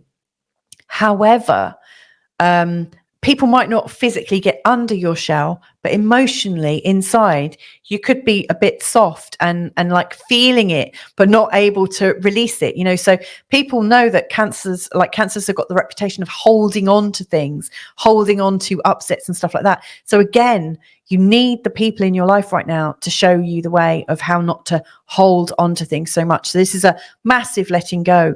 And then as Pluto goes into the 8th house, this is going to be a really interesting time for you because you really are getting the chance to examine blame, shame, guilt, anger, resentment, bitterness, and all of those very difficult emotions to do with boundaries and to do with victimhood and to do with being too sensitive and oversensitive. And as Pluto goes into the sign of Aquarius, that's starting a whole new epoch for you to explore your emotions and to explore how people fit in with your life. Now, obviously, the sun is going to go there on the 20th as a Cazimi event, which I think if you're wise, you might choose to use it to really examine your fears about intimacy. Because if you didn't have fears about intimacy, I guess it would be because you were in control of your emotions. You would know how to control your emotions. You would have a sense of everything will be okay. Now, I don't know that many Cancerians that do sit in that place of, no, everything's going to be okay. Everything's going to be okay. I'm able to control my emotions. I think it's a very strong Cancer ascendant person that learns to do that. And so if I absolutely invite you to, around the time of the sun going into Aquarius and the Cazimi, to face your fears of intimacy, because any intimacy issues are showing that you feel vulnerable in such a way that you're not able to deal with it. And the full moon on the 25th in Leo is really highlighting anything to do with self-worth and difficulties. And that full moon is in opposition to Pluto and the sun. So it really is bringing in those vulnerabilities. So Cancer ascendant, this is an emotional month, I think. But there are lots of people out there that can really help you move on. And you do need them at the moment. And I really absolutely recommend the route of vulnerability. Let down some of your guard and get used to feeling your emotions and letting them go. Once you start feeling your emotions and letting them go and releasing them, you'll be able to deal with so much more. And then you'll notice just how much more capable you are, how much more able you're able to be seen professionally and felt at home. And I really think that your relationships are going to get stronger. So this is a baptism of fire, really, as you're going through your opposite sign, which is what happens, when the sun is really going through our 7th. We've got the new moon there. However, this is going to lead you into a much stronger place. And boy, is 2024 a dynamic year. So good luck with that. Have a great January and hopefully catch you next month. Right, on to Leo. And with the sign of Leo, let me just make a timestamp note there. So welcome, Leo, to 2024. So we're into January and let's have a look at what's in store for you. So I'm going to look in terms of this full moon at some level because this is coming up at the end of the month on the 25th. But we've also got the passing out of all the Capricorn energy into the Aquarius energy. And big news for you is Pluto is moving into Aquarius, which is your opposite sign, and is essentially crossing from the 6th to the 7th house, which is a very, very sensitive point in your chart, especially if, you know, you've got your ascendant in the first 5 degrees of the sign of Leo. I mean, that's really quite massive. So anyway, yeah, big month. First thing that I really want to draw attention to is just the ongoing Mercury retrograde that, you know, we're starting January with. Essentially, it was just getting you to come back into your creativity. You know, during December, it's almost as if you were getting a little bit too business-like, a little bit too regulated, a little bit too organized. You were going a little bit on a routine and a rhythm, but not really going from your heart and your passion. And so Mercury retrograde has really pulled you back into that space of your heart, your creativity, your childishness, by the way, which is charming, your individuality, your ability to be absolutely wonderful and in your own unique way, you know, really fully expressing yourself and feeling that sense of freedom, which you get through the sign of Sagittarius. Now, as we go into January, on the 2nd, Mercury goes direct and then is working its way back into Capricorn and out of the shadow on the 21st. As Mercury is doing that, your attention is definitely going back into getting organized again, but this time with a sense of passion and fervor and vitality. And that was what was missing. You know, you weren't ready to move forwards. You needed to reconnect to everything that you hold dear. So I would absolutely, as you're going into Gemini, keep asking your question, where does my innocence come from? Where does my joyfulness come from? How can I have more joy? How can I experience more love? How can I experience more new starts and things like that? Things that are motivating and that you can incorporate into your routine in a way that's helpful. So that feels like a good message to share. Now, your ruling planet is obviously the sun. And the sun is moving through the sign of Capricorn, your 6th house, like I've been talking about, and into the 7th, which is about your partnerships and all the projections that go on between the 1st and the 7th house. Now, during that time, we're also having the new moon in Capricorn, just here where this little yellow dot is. And then a little while later, 9 days later, the sun is making a very powerful connection with Pluto. It's going into Cazimi. It's the last Cazimi of the whole Pluto in Capricorn time. And the very next day, Pluto goes into the sign of Aquarius. So this is really, really intense. And right here on the 6th, 7th house border. So this is where all the action is, I think, given that your sun is your ruling planet and that Pluto is coming into your opposite sign for the next 20 years, which is a long, long time. So the new moon, let's have a look at the new moon. Now, the new moon is in a T-square with the North Node in Aries in your 9th house and the 3rd house South Node with Libra. Now, as far as I can see it, this new moon is going to be catalyzing and it is definitely going to challenge you, but it's really stepping you from 2023 and the comfort and the joy and the sharing that you had in 2023, as represented by Libra in the 3rd, with your South Node. And it's moving you into 2024 with expansion and directness and independence. So, you know, what's really going on for you is this sense of, okay, I'm ready for more. You know, I've played around, I've had fun, I've been very comfortable with all my loved ones, and now it's actually time for me to stretch up a little bit and to want more, to explore more, to adventure more, and to live more, live a much bigger life. And so, yeah, this is huge. This North Node in your 9th house is really pushing you to stretch so much more, that your philosophies, your religion, your spirituality, your sense of accomplishment, because of what you're sharing and what you're teaching with the world. You know, all of this adventure is bringing you into a place of mentoring, becoming a really great mentor. And so at the time of the new moon, following on from Mercury coming out of its shadow and into your 6th house, you know, really what's going on is, okay, I am getting ready to up it a level from last year and I'm moving into a really exciting space. What nuts and bolts do I need to get in place to make that happen? And then when the sun is in the exact conjunction, the Pluto Cazimi, and just before Pluto changes signs, you might also say, what is in my shadow that is preventing me from taking myself to this next level?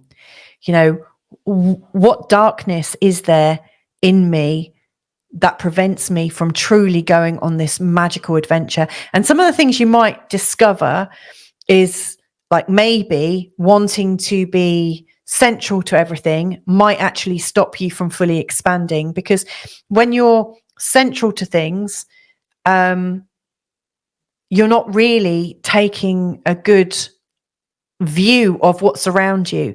You know, you almost want to be able to see everything with your own eyes, really, really see them. But to do that, you'll have to take yourself out of that first person position. You know, you almost need to face yourself in a new way. Like the fear of being insignificant, I think, is a really big fear for people with like Leo ascendant, Leo,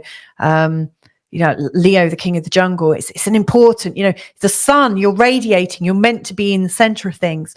And so the big challenge for you is, how can I not be so central so that everything else, all the experiences, all the senses that I've got about the world takes on this added extra meaning? Because it's that added extra meaning that is going to motivate you out of the place you're in and into the new space. So I think there's a lot of exciting patterns there for you, Leo ascendant, and I wish you a really fantastic month ahead. The first month in January. This is a really amazing and strong year ahead. So I think you're going to play this one really well. But anyway, lots of love to you, Leo ascendant, and catch you next month. Bye for now. So let's move on to the sign of Virgo, the ascendant in Virgo. I'm just going to make a note of our time.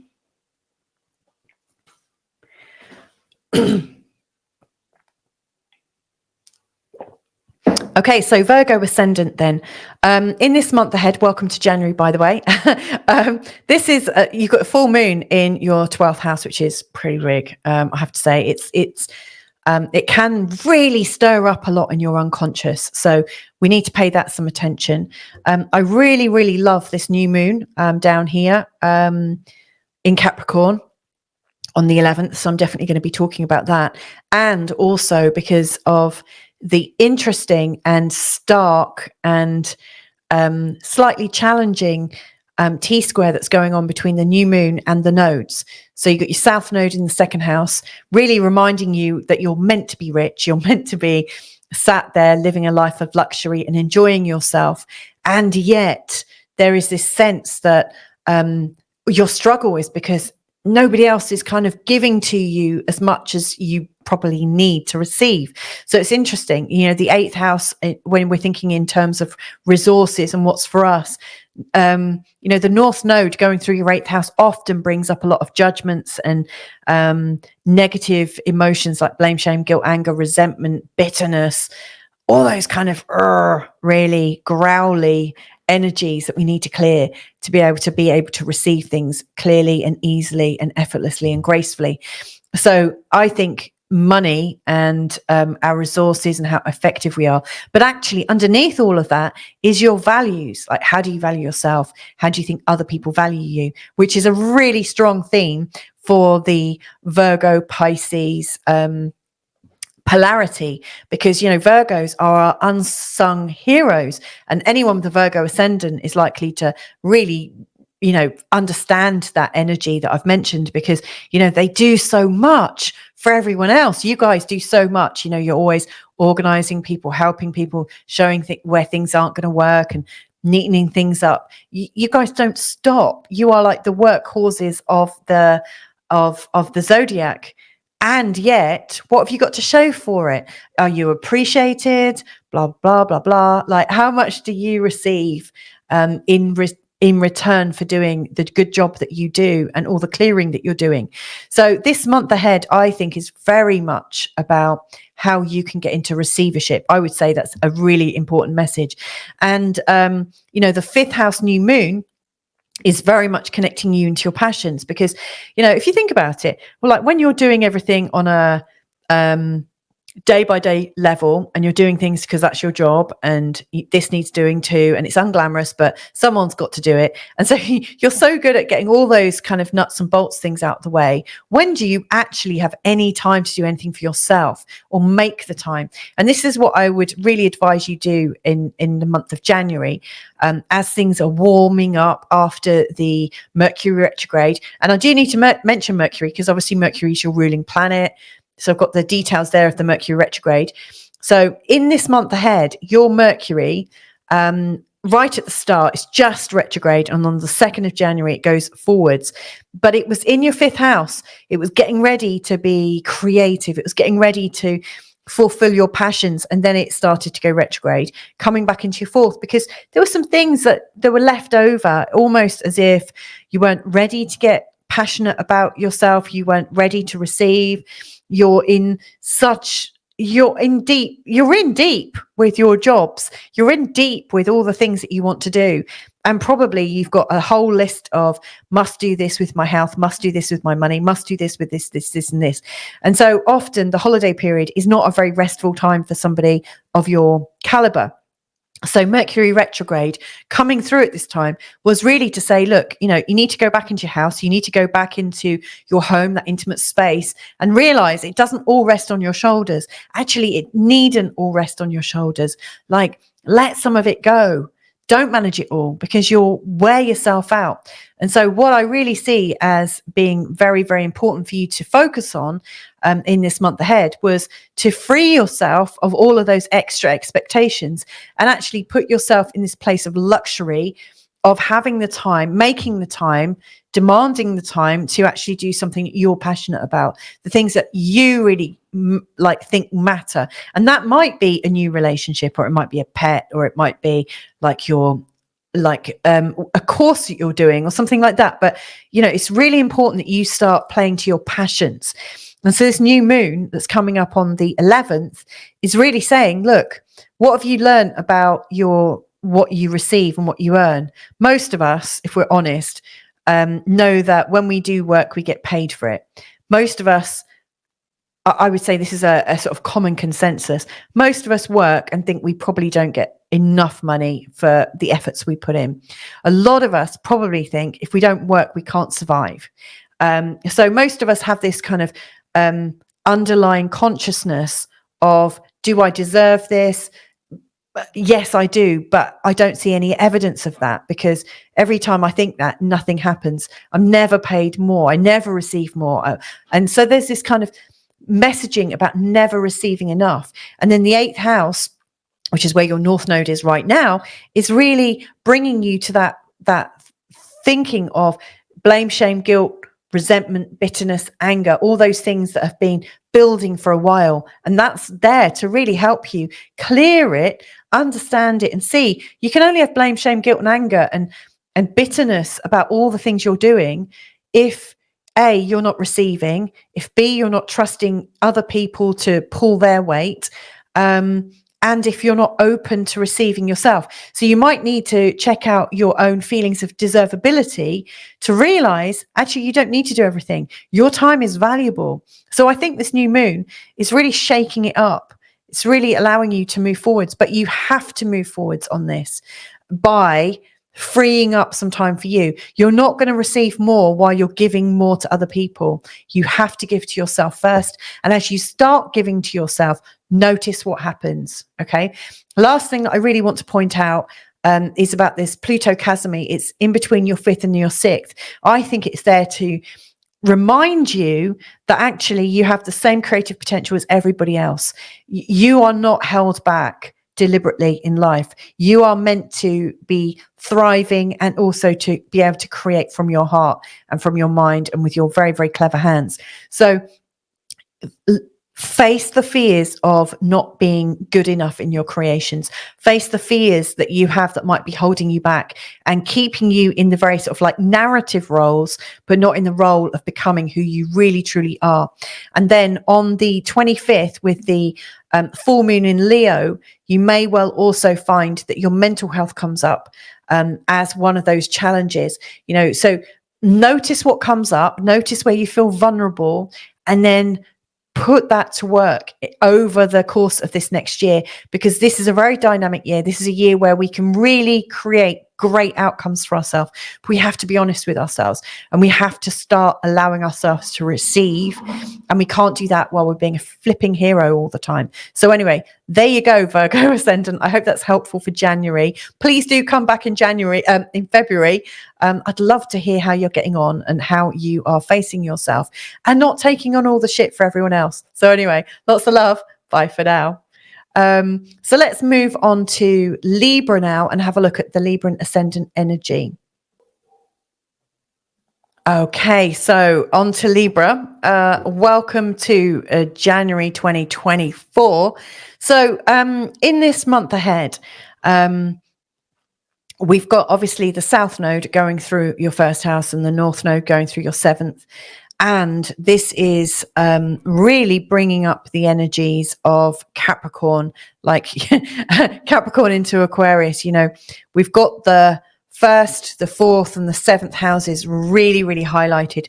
These are the go-getter houses. These are the houses that really shape our existence. The first, very much about our identity. The fourth, very much about our home. And the seventh, very much about our partners. So what have we got to learn about in this month ahead? That's the big question. So here's where I think you'll be able to learn the most about yourself in this month ahead. First of all, Venus, your ruling planet, is in the sign of Sagittarius in your third house until the 23rd, and then it is heading into Capricorn. Now, that's interesting because Venus and Sag is really quite joyful and quite playful and quite happy. And in the third house, that's perfect. You know, that's really epitomizing a month ahead where the more you're related to other people, the more you're working with other people, the more you're having fun with people, meeting with people, reading things with people, sharing with people, being part of your community, the more you've got that sense of belonging. And I think that's a great way to start your new year. Perfect. But we've also got Mercury retrograde that was heading into the fourth. It was in the fourth house, and then mid-December went back into the third house. And then as we are going into January, it starts moving forwards again from Sagittarius on the 2nd of January, heading into Capricorn, and then it's finally out of its Capricorn shadow on the 21st of January. So we've got this kind of Sagittarius Capricorn energy between the third and the fourth house. So what I think in terms of the Mercury retrograde is there's this like almost this desire over the holiday period and leading into the new year to be at home, be comfortable, be doing all the traditional things and almost celebrating in the way that you were meant to, the way that you learnt how to. And actually, at some point in December, you started to think, oh, hang on, hold on, let's put the brakes on. Actually, I don't want that. I don't want to be traditional. I don't want to be doing things because that's what the tradition is, or that's what I was taught, or that's what I've always done. Actually, what's coming up is this desire to go back into friendship, go back into belonging, go back into your peer group, be mixing with people of a commonality, people that you feel joy with and expansion with, and people who are like really motivating you with lots of other ideas and things like that. So the energy has really been about having fun, and that's the energy that you're really coming into January with. It's very much about starting the year very socially, very much from a position of this year is going to take shape because of the interactions that I have with other people. It's almost impossible for you to start from the standing position of being respectable at home, because when you're at home, you're not, you've only got your own motivations to examine. And actually right now, that's not seeing the whole picture. You need the whole picture to be able to plan your year ahead. And so I really advise that you spend as much of the first few weeks of January being out and about with people, finding out what's going on, having chats with people, finding out what's motivating you, what's not motivating you. Because in having those chats, you're like, it's almost like your big picture is forming, like little details are coming up all over the place. Because right now you've got the South Node going through your first house. And so you're reminded more and more and more and more of stuff that's happened in the past and where things have been good. And you're reminded also of some of your old skills, some of the greatness about you. And I always think that a lot of the greatness that came up for us in the past was actually the stuff that we did naturally, but maybe we got shamed out of it at some point. You know, where we're in our greatness as kids, we're often almost made painfully aware of how great we are, and we're told not to get too big for our boots, or, you know, watch out, your head will get really big and stuff like that. So you're being really reminded of all that great stuff.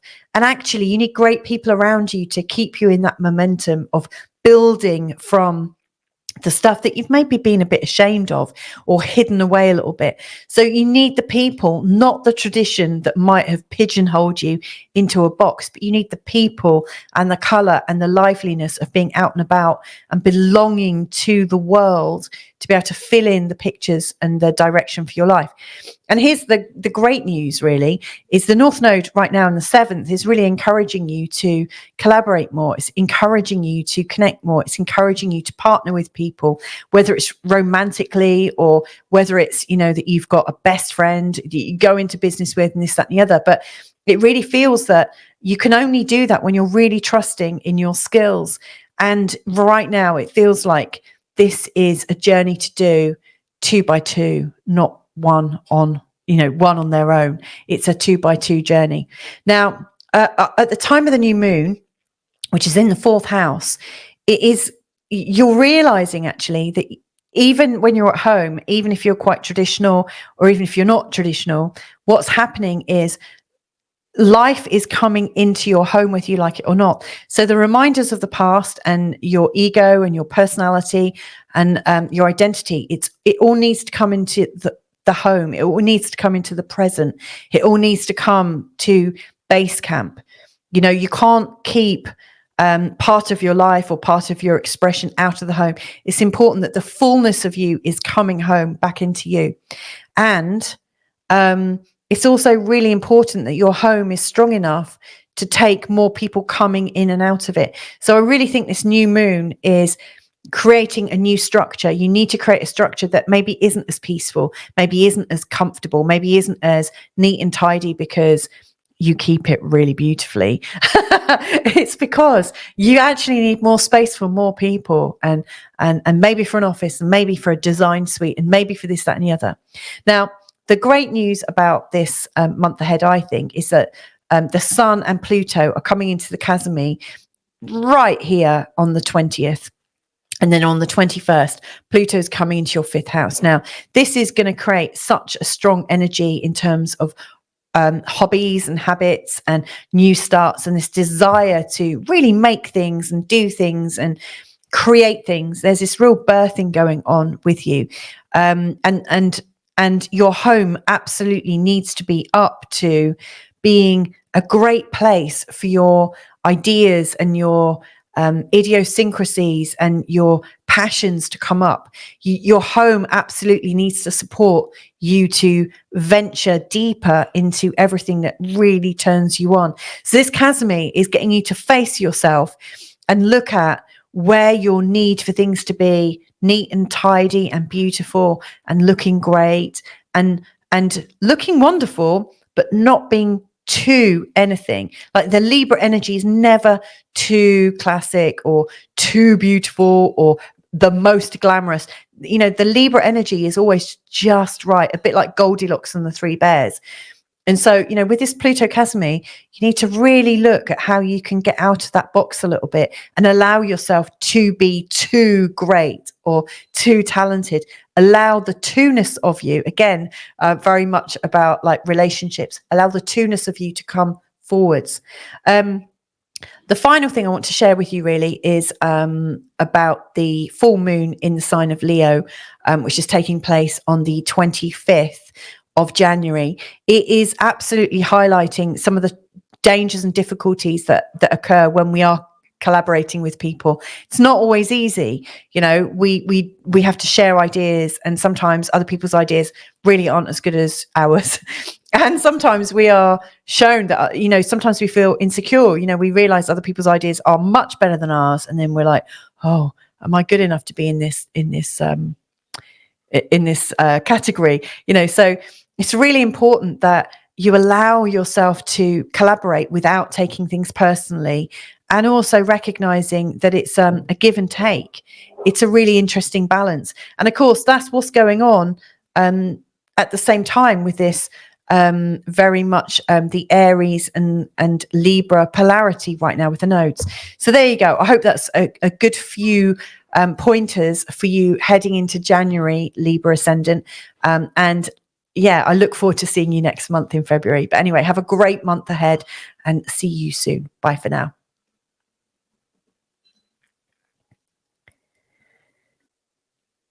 So on to Scorpio. Here it is. So Scorpio, welcome to January in 2024. How you feeling? There's some big changes going on for you. And if you listen to the first 4 weeks in the forecast, that really explains a lot about what, you know, why you might be feeling quite intense and why actually I think this could be your year. I mean, this is a really strong year. So first thing I want to really point out, your ruling planets. So you've got Mars as a ruling planet, and you've also got Pluto. And this month is all about Pluto. But Mars, anyway, is in the sign of Capricorn from the 4th.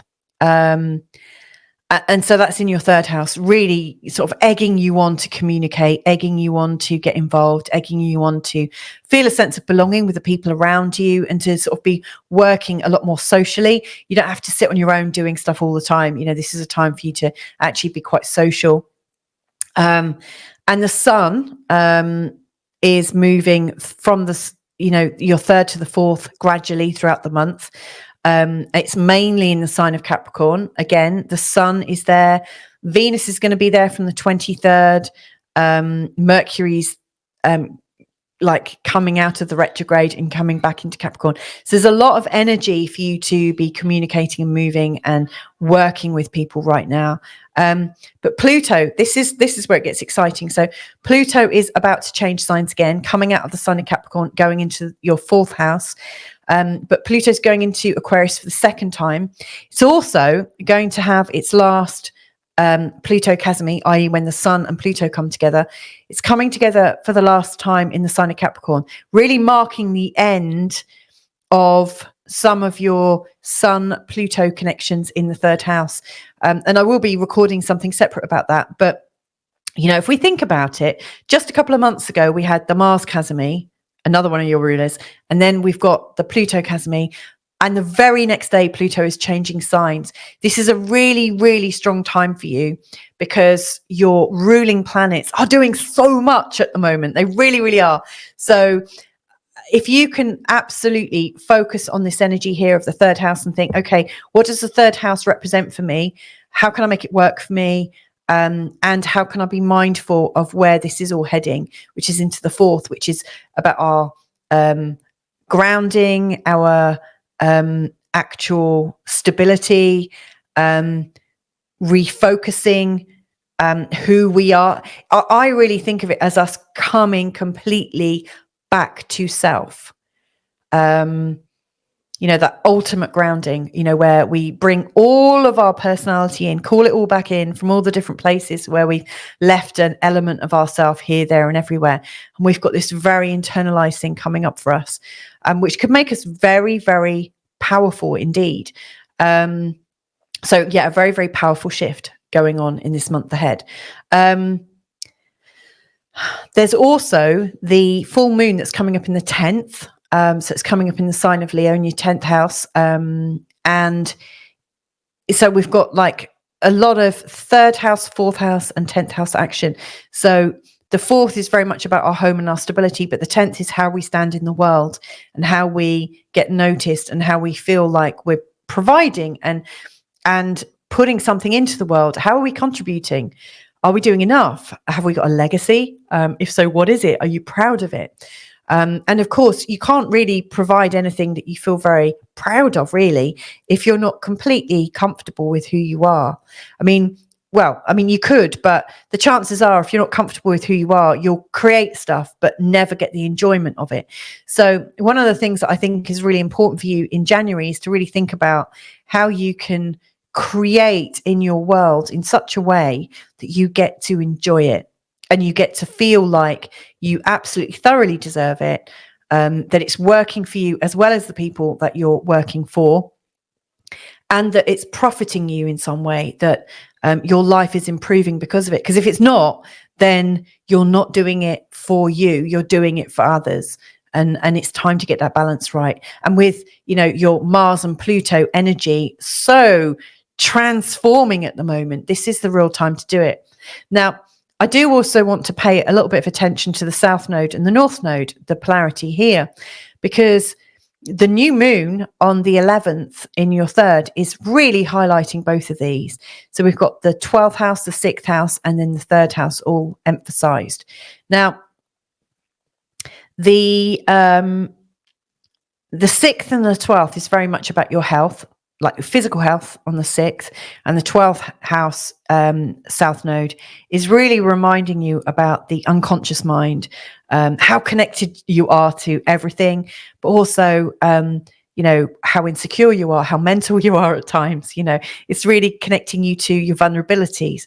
So on the one hand, you've got your emotional, spiritual, psyche vulnerabilities, and on the other hand, you've got your physical vulnerabilities and your physical needs, and they're really, really strong.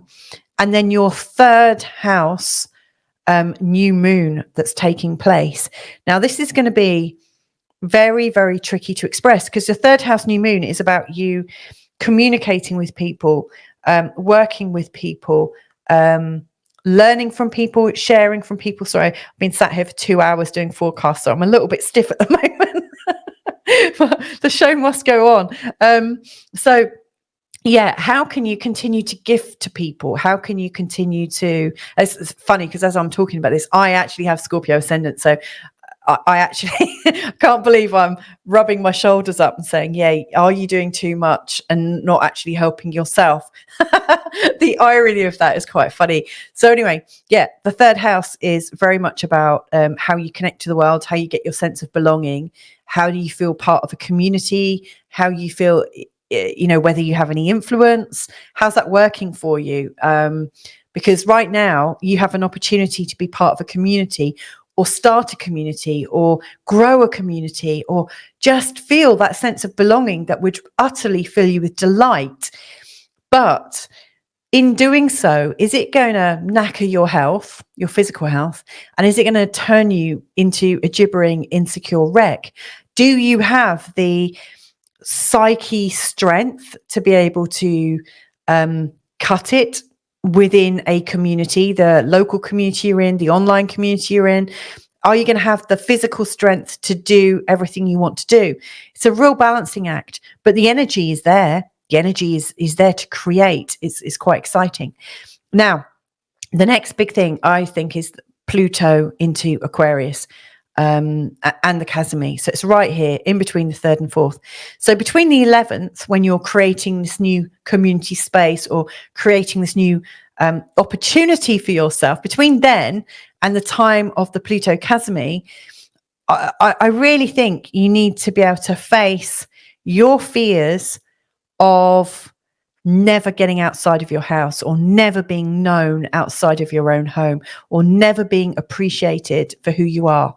And also your fear of never having the stability to feel like all is right in your world. There's some really big fears. Facing yourself is so important with the Pluto sun energy.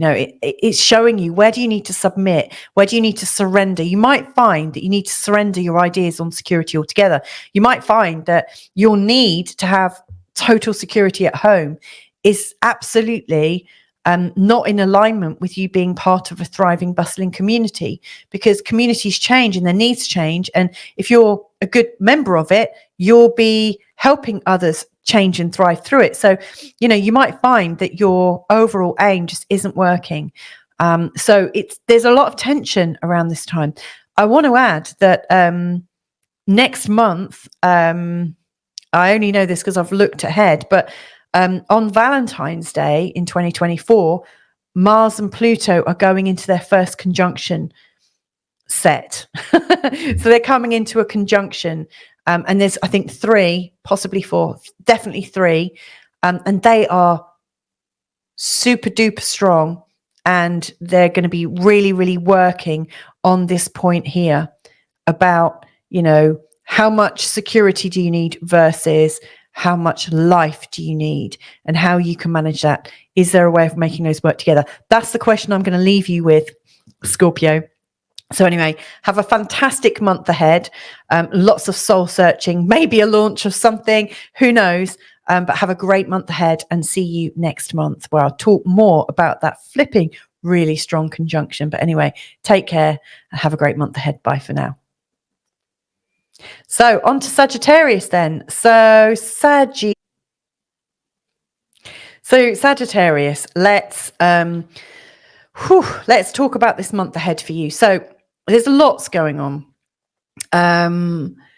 because, you know, we're coming out of that Sagittarius process, you know, where the sun was in Sagittarius.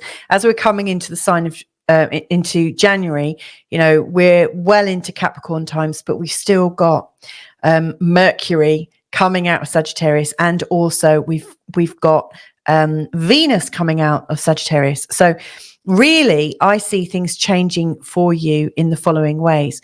The first thing I want to comment on, actually, before I dive into Venus and Mercury that are in your first house right now, actually is Jupiter, because Jupiter is a bit of a star player.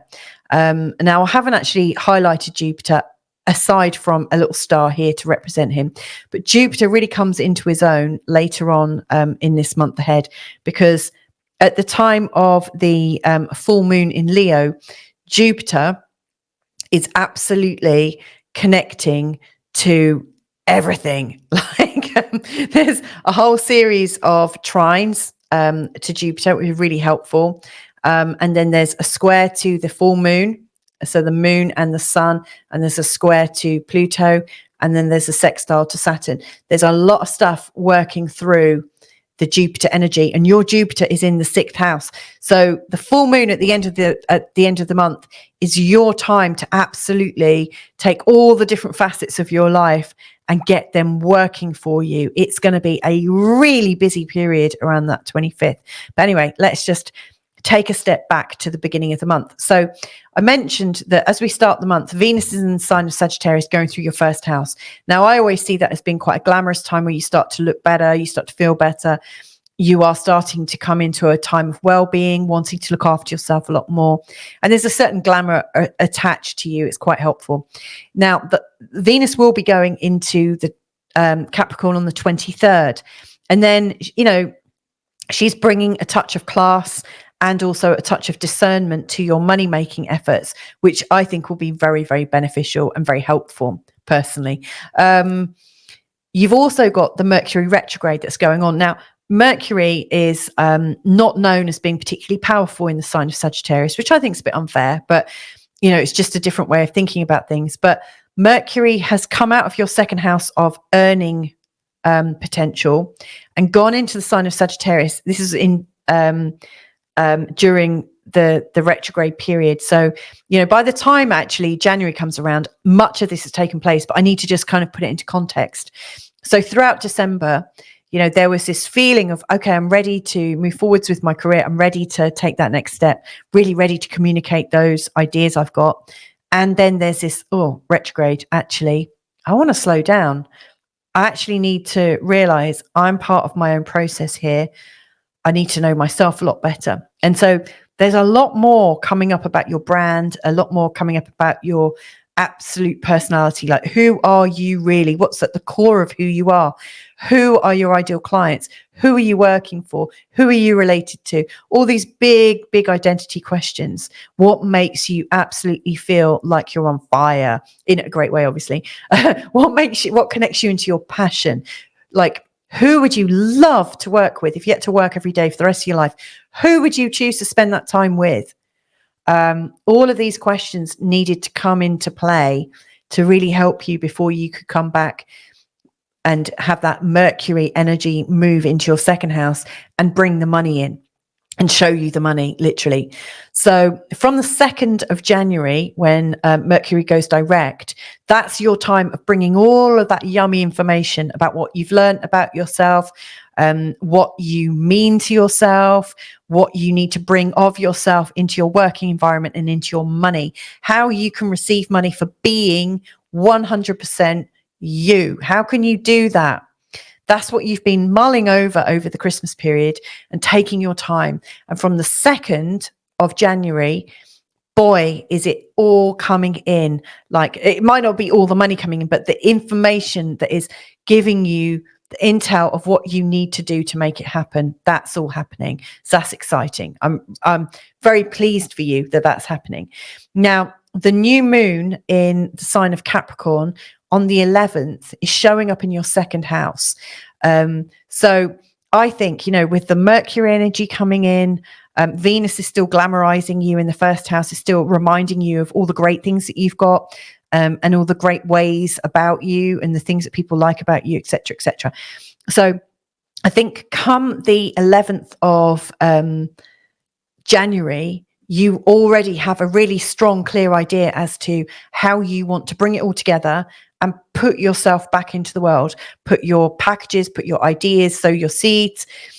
And so the 11th is a really important day for anyone going through that process, anyone applying for a job, anyone getting into a new relationship, because that's also about partnership and self-value, how you see yourself.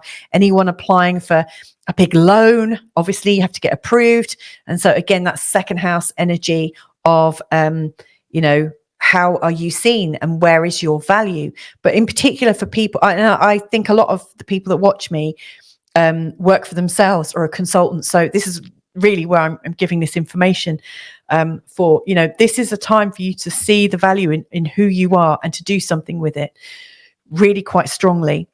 Now, one of the challenges about this new moon is that it's in a square to your own efforts and the efforts that you do with other people and what other people want from you.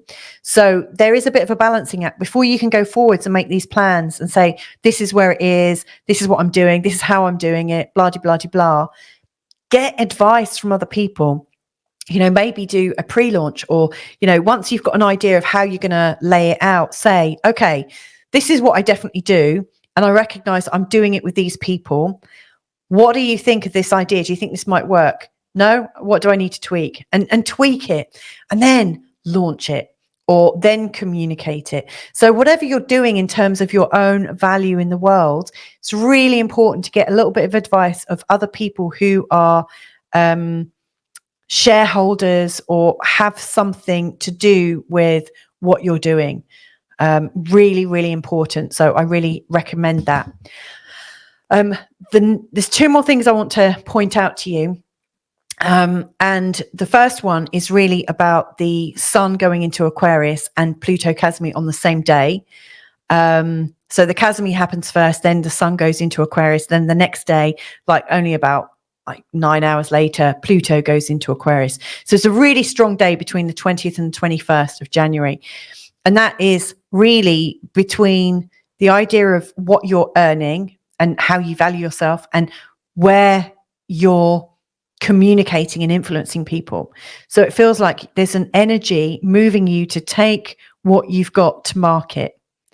The time is now right for you to say, here I am, consider me. So it's almost like you're getting ready to pitch for yourself.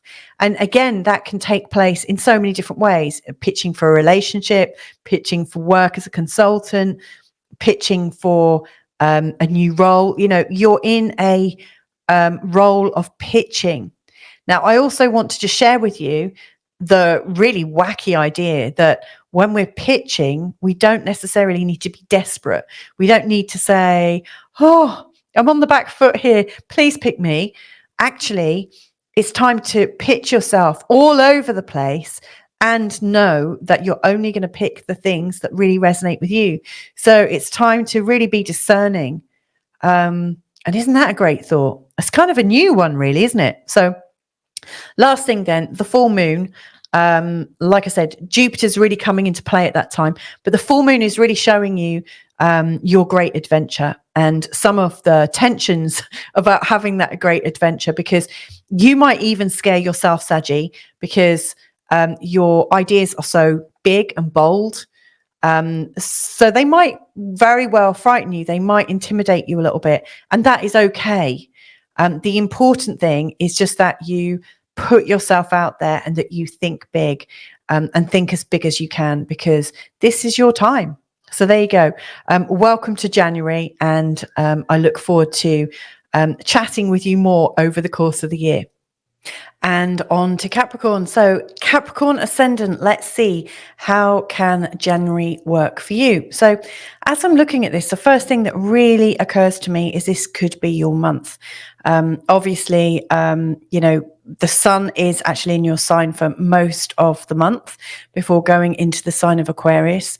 Also, Pluto, that's been in your sign for ages now, is moving for the second time into Aquarius. It is going to go back into Capricorn later this year, but it is shifting off, which will change the feel. We've also got Mercury retrograding through Capricorn back into Sagittarius. There's a hell of a lot going on. But the most important thing and exciting thing, I think, is the new moon in Capricorn that's taking place on the 11th of January. Now, there's a lot of big themes here. Now, you'll see that I've put in where Saturn is. Saturn's your ruler. It's currently in the sign of Pisces. It's been there for a while now, really pretty much from March of last year. But it's only really now that it's just starting to move properly into the sign of Pisces. It's really kind of dilly-dallied around this sort of entrance for quite some time. Now it's starting to move forward again. It's going direct. So I think, in this month ahead, you should feel pretty good. Get off to a really good start right from word go. Now, it's in the third house, which is very much about your neighborhoods, your sense of belonging, your ability to move around and about and meet up with people. It's also about what you're learning on a regular basis. It's not necessarily high level learning, but it's kind of like the learning that you do when you're sharing with people. I always think of it as like a cosmic book club, how you get together and you've got like-minded friends, etc., etc. So, Saturn is really formalizing this area. It's really giving you an opportunity to get more comfortable in the natural environment that you rest in. Now, where do I really want to start? Okay, right. So, yeah, Saturn's in your third, but really where I want to focus, so I can explain this energy a bit better, is Mercury retrograde. Because as you start January, Mercury is just retrograde in your 12th house. And then on the 2nd, it starts to go direct again. Now, this is pretty cool because as it goes direct, it's kind of moving through that path of your unconscious mind, all the unfinished business, your intuition, your instincts, and lots of stuff like that, so things that feel a little bit disjointed at times are starting to come back together. It feels like, really towards the end of December, you've been working things out for yourself. It's almost like you started, because Mercury was actually in the first house, in the sign of Capricorn. And then it feels like it went backwards into this place of introversion and wondering about things, not being quite sure about things. So as this year gets off to a start, it feels like you're able to move forwards from that introverted place and move more into socialization. Now, talking in those terms, I just want to also add that, Mercury is your 6th house ruler and also your 9th house ruler.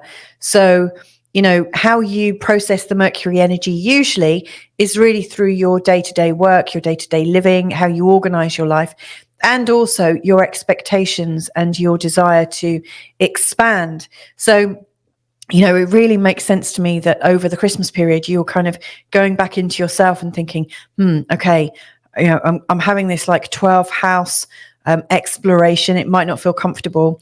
And during those times, you were probably also reorganizing your house, getting up straight, getting more organized at work, and also thinking about higher learning. This will have been quite a topsy-turvy time for you. But anyway, from the 2nd, you're moving direct again. And then Mercury is inching ever forward into the sign of Capricorn.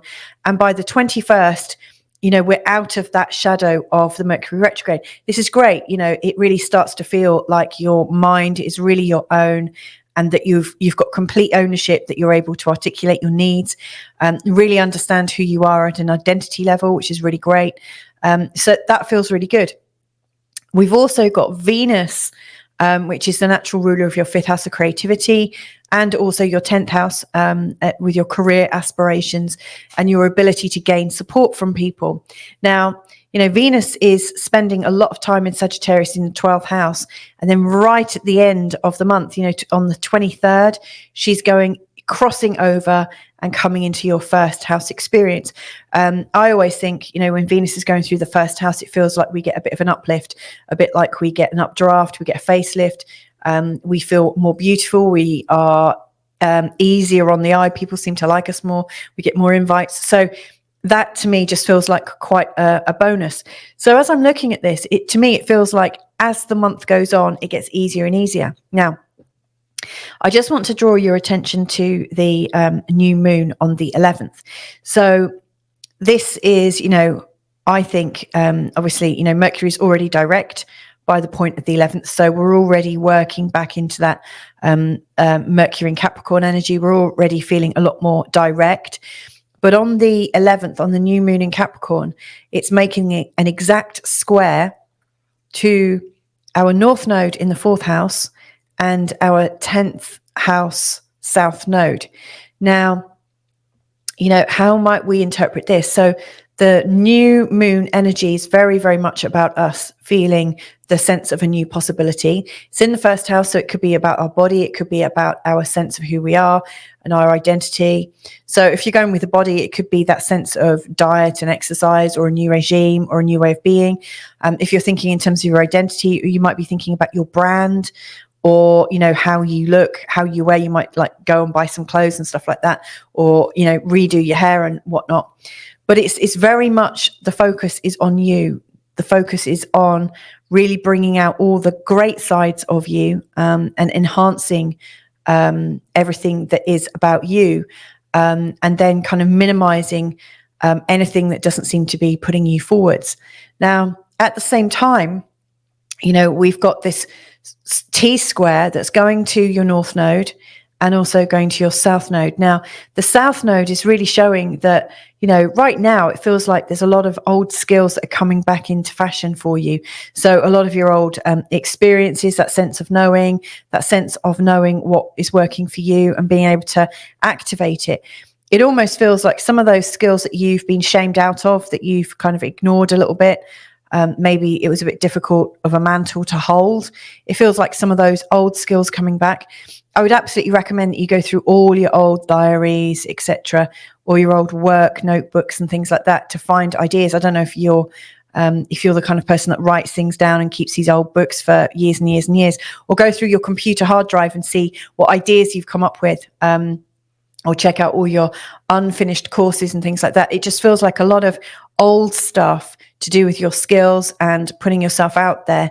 It's really actually quite useful now. And it would be a real shame to recreate the wheel when you've actually got a lot of things that just need a bit of tweaking, a bit of updating that could really, really work well for you. So there is this tension of wanting to recreate yourself, even though actually you've got a lot of this in place already. And at the same time, there's this desire actually to recreate you at a foundational level as opposed to a career level. Now, obviously, the Capricorn energy is all about career, and standing and status and how you're seen and observed. And yet right now, it almost feels like, no, I've got that all sorted. Actually, I want to focus more on the home, how stable I am, maybe on more of the mundane aspects of it, making sure that everything is working really well, and in terms of longevity too. So it just feels like you're recreating yourself, and you don't need to work as hard at it as you think. So there is this new possibility for you, and my challenge to you, or my invitation to you, is to do it as easily and gracefully as possible. You don't need to struggle. Like the whole idea of the mountain goat climbing a great big mountain in that sort of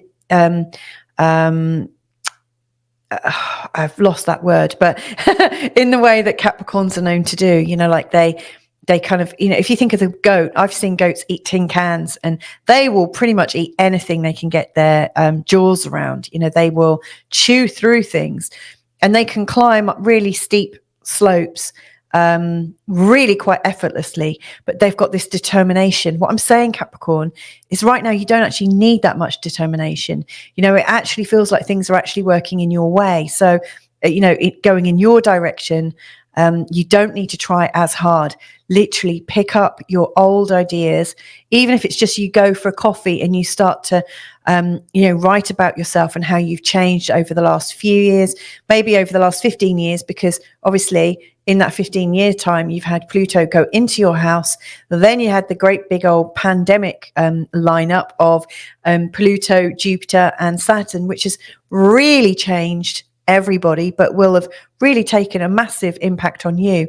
And now Pluto, after all the others have moved on, Pluto is now ready to have his second go in the sign of Aquarius. This is a really big month.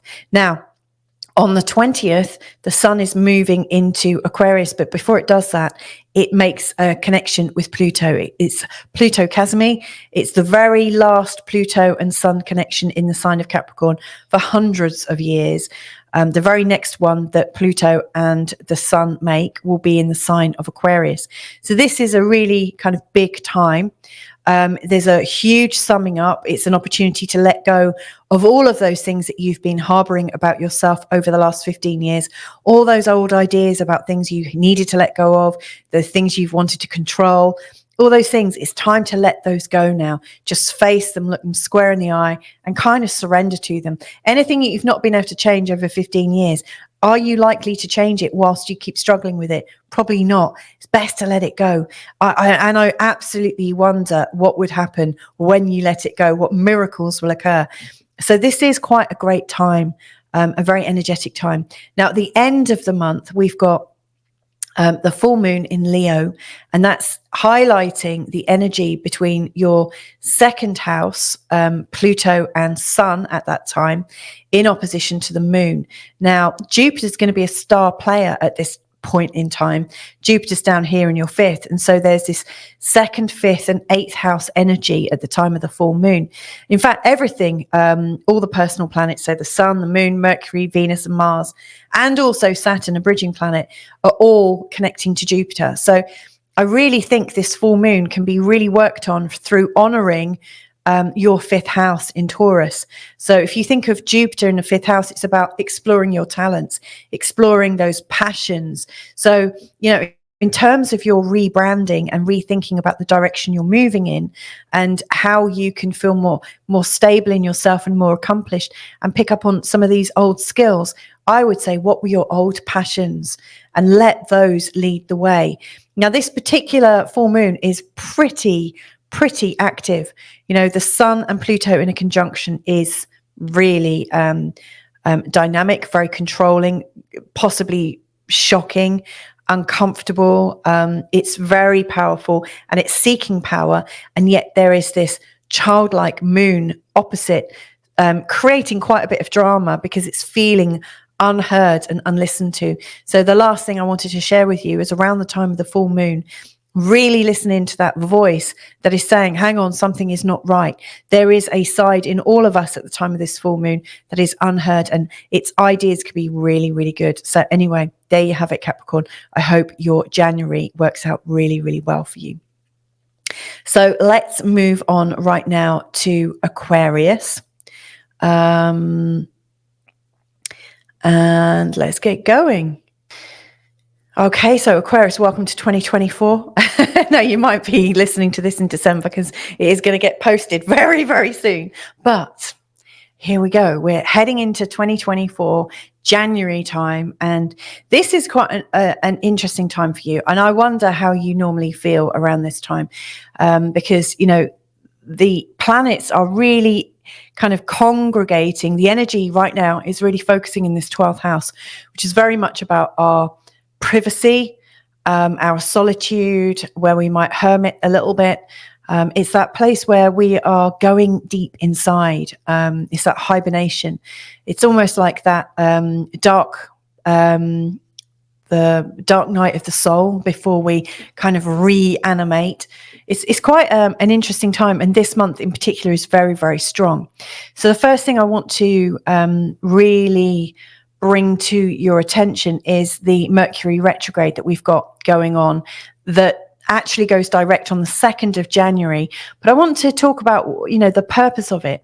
So, around mid-December, when Mercury started to go retrograde, it was retrograding outside of your 12th house. And the 12th house, if you think about it, is about how you rework your mind, how you recalibrate, how you change your aims and ideas, and you start to change the programming that you have attached to them.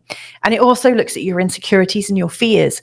And so the chances are during this retrograde period, you've probably wanted to really go deep inside and understand your fears at a much deeper level. It wouldn't have surprised me at all if the fears have come up.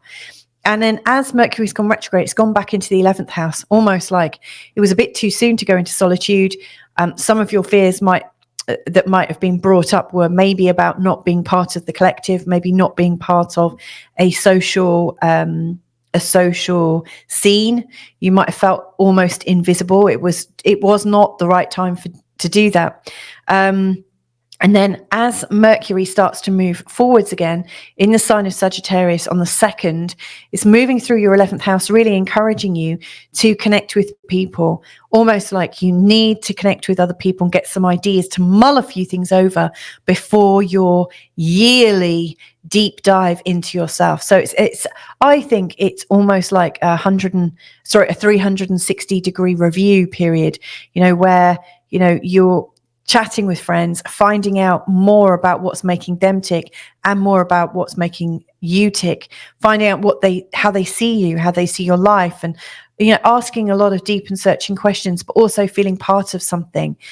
It's that sense of connection. And of course, Aquarius is naturally the sign associated with the 11th house. That's where you really feel that sense of belonging, that sense of shared belief, that sense of cause that you have together. And so this Mercury retrograde is bringing you back into your cause and bringing you back into your bigger vision for humanity before you go into your yearly deep dive. So I think from the 21st, you'll start to feel a little bit more positive as Mercury comes out the shadow. After all, Mercury is the natural ruler of your 5th house and also your 8th house. And so the 8th house can be a bit of a sticky place where we unpack things like shame, blame, guilt, anger, shared resources, and the whole responsibility of sharing things with other people is quite sticky. And it involves possibly looking at how you are moving on in life. It's also very much about the rites of passage. And then the 5th house is about your creativity and all your new starts and your passions and things. So I really do think that as Mercury comes out of its shadow, you start to feel like your month is getting going. Now, if we also consider that Venus is in the 11th house and really helping you connect with people right the way through January, even if you are feeling a little bit like you want to be in solitude, there are people around really encouraging you still to meet up and stuff. But from the 23rd, Venus is coming into the 12th house and she's bringing a bit of compassion to your mental health. She's really encouraging you to forgive, to release, to let go, and to really give yourself a break. So you've got these things working for you. Now, on the 11th, on the new moon in Capricorn, I see this as being quite an integral time. First of all, it's in a T-square with the nodes. So it's connecting up to your 3rd house north node, which right now is encouraging you to get out there and to have a lot of influence and to be persuasive, to be connected, quite possibly to connect to your overall vision and cause-based mission. So you may well have this really deep desire to be able to reach out to a lot of people and to influence them and to invite them to join you. At the same time, you may well find that the South Node showing up in the 9th is really just reminding you of all the times you've had that sense of freedom and that sense of wonder and that sense of mystery, and also the sense that you were always evolving, you were always learning.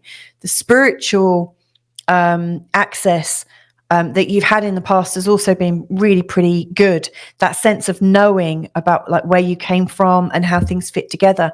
So it's like, you know, at the time of this new moon, you are really wanting to go into yourself and get a clearer picture as to how you can move forwards. It almost feels like you're getting ready for a big move. You're getting ready for a big change. And the Pluto going into Aquarius is really imminent. It's almost like you really feel that there's a new person coming, or a new way of life about to dawn. And so, yeah, I think around the time of the new moon, this could be a very strong time to have some kind of intention for peace and calm and a moment of gentleness, so that you can process everything. It really does feel like the calm before the storm of something new arriving. Now, what I would really recommend you do, as difficult as it might be, is to remind yourself of your genius and freedom and perspective and curiosity in the past, because that's there to help you. It's there to encourage you. It's there to really help you be gentle with yourself.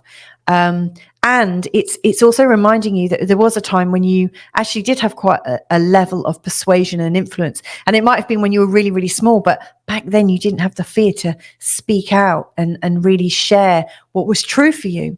And of course, at the same time as this new moon's taking place, there is, the North Node in the third house. You are being encouraged to speak more. You're being encouraged to be in the local community more.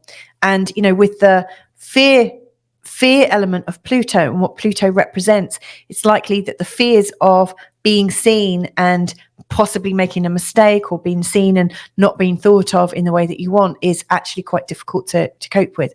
Now, I see that between the new moon and the 20th and 21st of January is a time of deep change and transformation for you. And so if I was in your shoes, Aquarius Ascendant, here's how I might play it.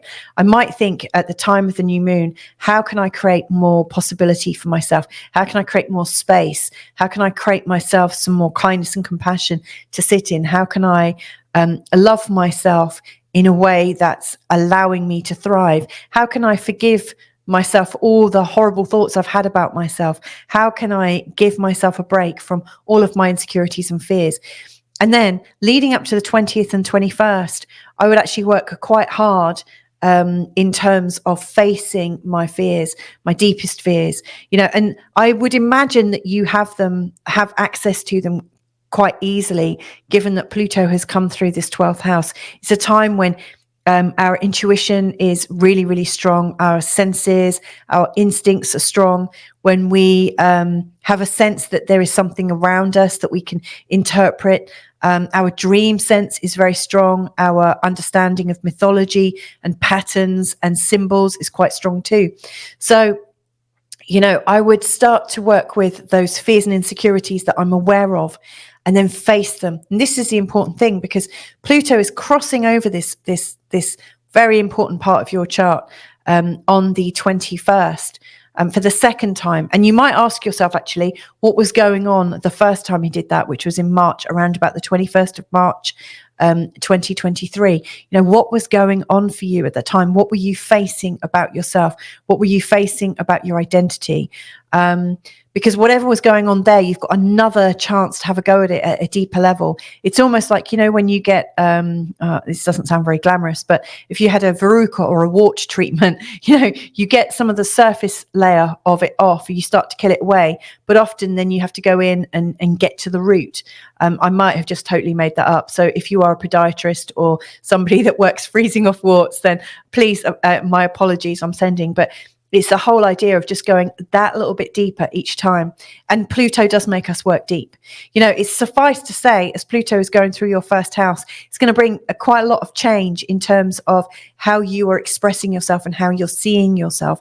And that might correlate with a period of instability and insecurity and deep change and transformation. It's not necessarily a comfortable process, very much like the caterpillar turning into a cocoon and then turning into a butterfly. You know, he knows the changes upon him. If it's a he, obviously it could be a she, who knows? Let's not gender the butterfly, but you know, there is that sense of imminent change, and we don't necessarily know what we're changing into, but we get the sense that something is happening. And so another question you might choose to ask yourself is, how can I find peace through this period of unknown change? And if you can ask that question and then wait and allow your really strong intuition and unconscious mind to answer that very question over the next month, year, years, you will find symbols, you will find interpretations, they will come your way. Now, it's not all bad, you know, for people who already know themselves, and for people who've done a really lot of work on themselves, you might find that this is actually the impetus that you've needed all along to be able to move to the next level. And in terms of changing identities, you've also got the full moon taking place on the 25th. Now, this is a really, really strong full moon. It is like across, you know, like the 1st and the 7th. So you've got Pluto and the sun together in opposition to the moon. They are also making a square to Jupiter that is in your 4th house. So there's this very strong T-square energy. But you know, what I would really say around this is, you know, this is to do with relationships, and, you know, no bigger change can really come into your identity than also thinking in terms of changes in relationships, you know, either going from being in married status to single, or single to married, or single to it's complicated, or whatever.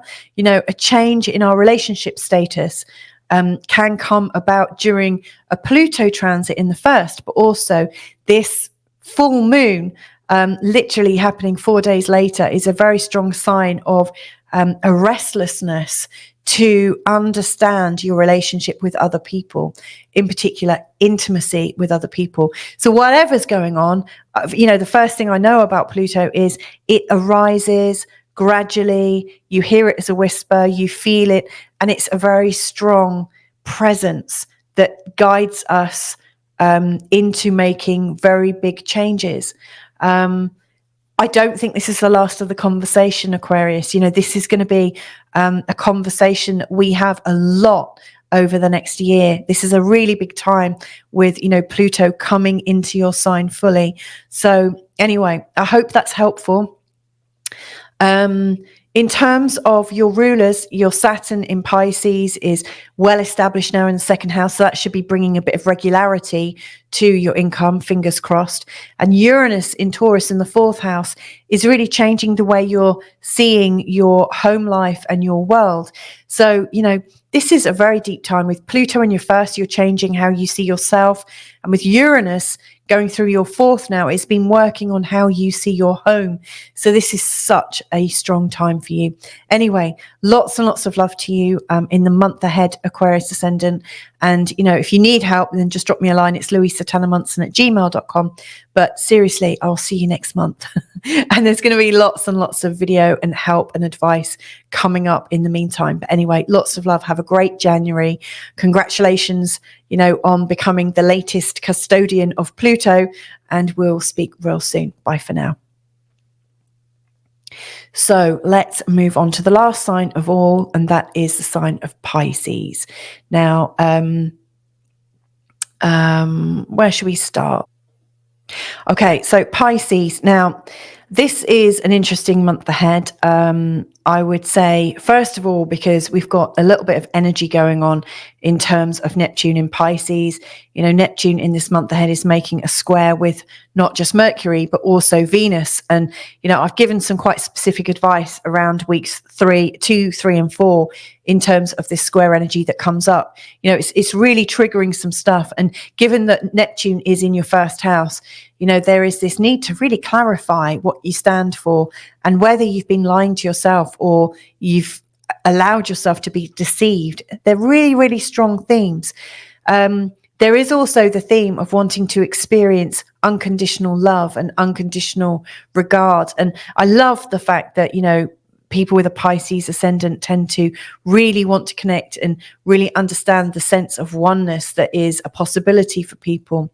And, you know, what I really notice is Neptune in the square to Venus in particular is actually going to be creating a lot of questions about how it all works and what you need to learn in terms of discerning when one of these relationships really does have the potential to take you into another realm of consciousness and when they don't. It's very easy to get confused with that. So, you know, this is quite a big month. Now, aside from that, there's also other things going on. So first of all, we've got quite a bit of impact around the 11th and 12th house. Well, 10th, 11th and 12th, in particular in the sign of Capricorn. There's lots of changes going on there, lots of movement.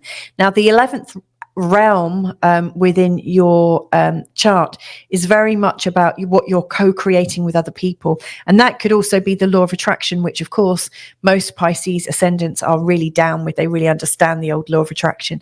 The whole idea of vibrational healing, the idea that we have the right vibration in place so that we can live a joyous and free and fantastic life.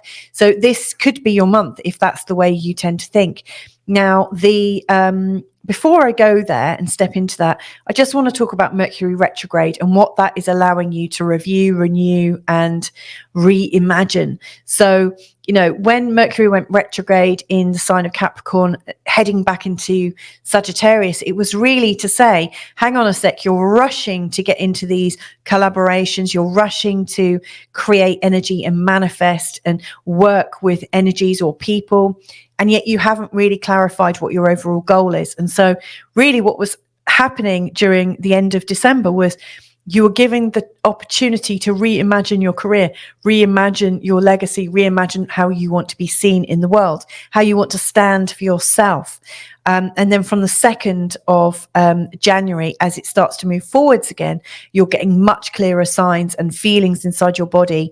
Obviously, feelings are important to you, being ruled by Neptune and Jupiter, but the feels going on inside your body are really allowing you to know what to push for and how to push for it.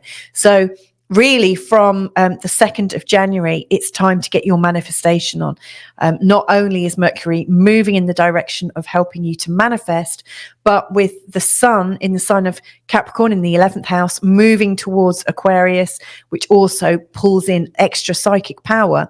But, you know, this whole area and the activation of the new moon in Capricorn on the 11th, which is lining up to your 2nd house node, that's your north node, and the 8th house south node that's transiting in your chart right now, it's really starting to move you forwards and really starting to amp up your manifestations. So what can you do to activate that new moon energy? Well, the first thing I would consider is how can you release your fears of receiving? How can you release your feelings of guilt, shame, blame, and anger, which stop manifestation dead, by the way? So it's about how can you understand and let go of them. Then it's how can you understand what you're heading for and aiming for and be light about it, not be too controlling over it. Again, the 8th house, which is typically a Scorpio-based house, is very much wanting to control the way you experience those feelings. And, you know, once you are tapped into those feelings, then those feelings really have the control on you. So this new moon is giving you a chance to free yourself from those uncomfortable feelings. And this new moon is all about learning to value yourself. And so your manifestations in this month ahead and your collaborations are only as good as how you can free yourself up from past dis-ease and dissatisfaction and numbing and disabling emotions, those ones I've listed, like guilt, shame, blame, anger, regret, bitterness, all of them killing your opportunity to create great possibilities. And it's as good as your ability to care for yourself and value yourself. So as you move from the limiting energies and move towards the positive energies, you can feel that manifestation energy is growing, but it's not without the challenge of doing it. You know, some people just write in a book, la, la, la, la, la, this is what I'm manifesting right now. And they don't need to do the work. But right now, in terms of this very strong and powerful new moon, it's essential really for you to do that work, because as you do it, you're really upping your chances of collaborating on an amazing product and project with great people. And also that you might get a little bit of help from Lady Luck, Fortuna, God, whatever you want to call it, Source, the universe. It feels like everything is working to collaborate and to work with you. So that's my top tip. So leading from there until the 20th and 21st, that's a really big couple of days. We've got Pluto coming into a conjunction with the Sun.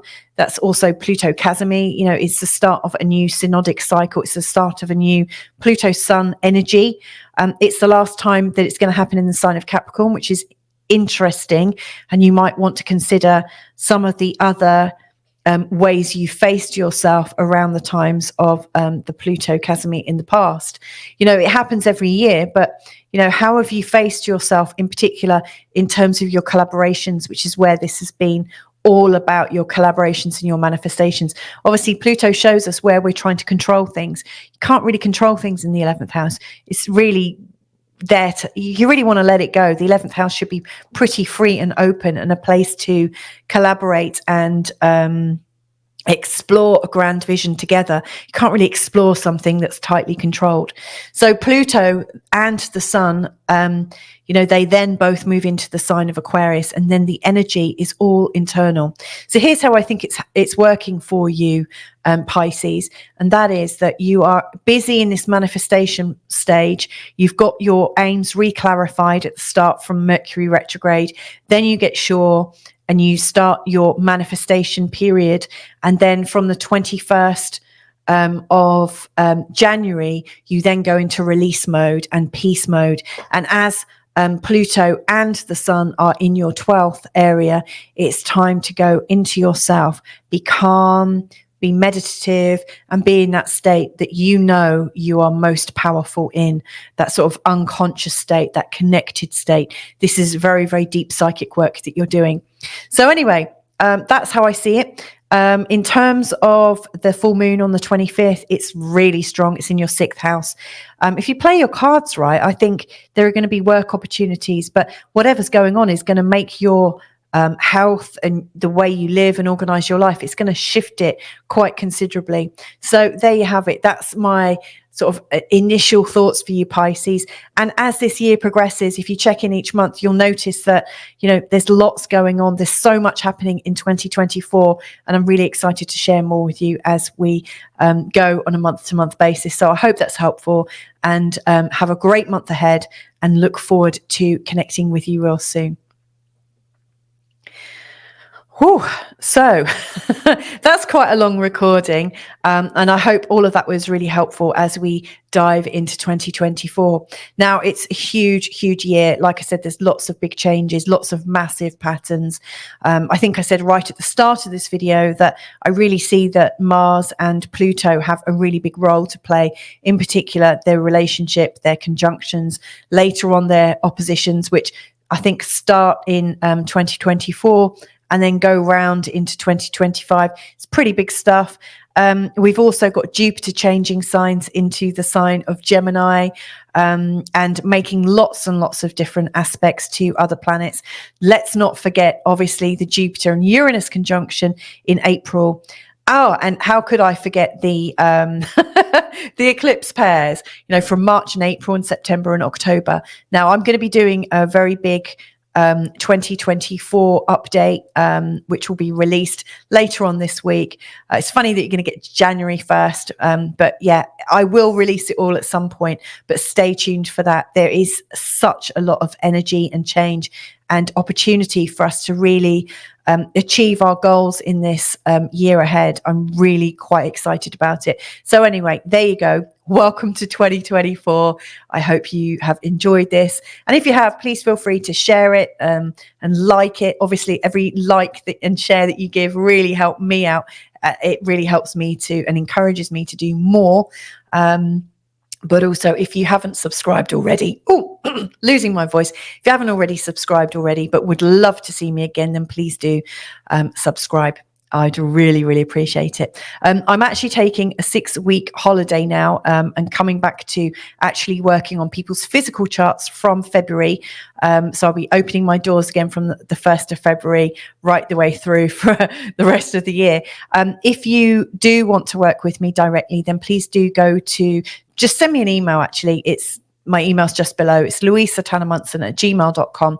And I can run through the different ways that I'd like to work with you, and you can talk to me and we can just take it from there. But I'm looking at taking on new clients right now, having a really big review, and really looking forward to transforming myself in 2024. But anyway, lots and lots of love to you. Have a great January and catch up with you next month. Lots of love. Bye for now. Mwah.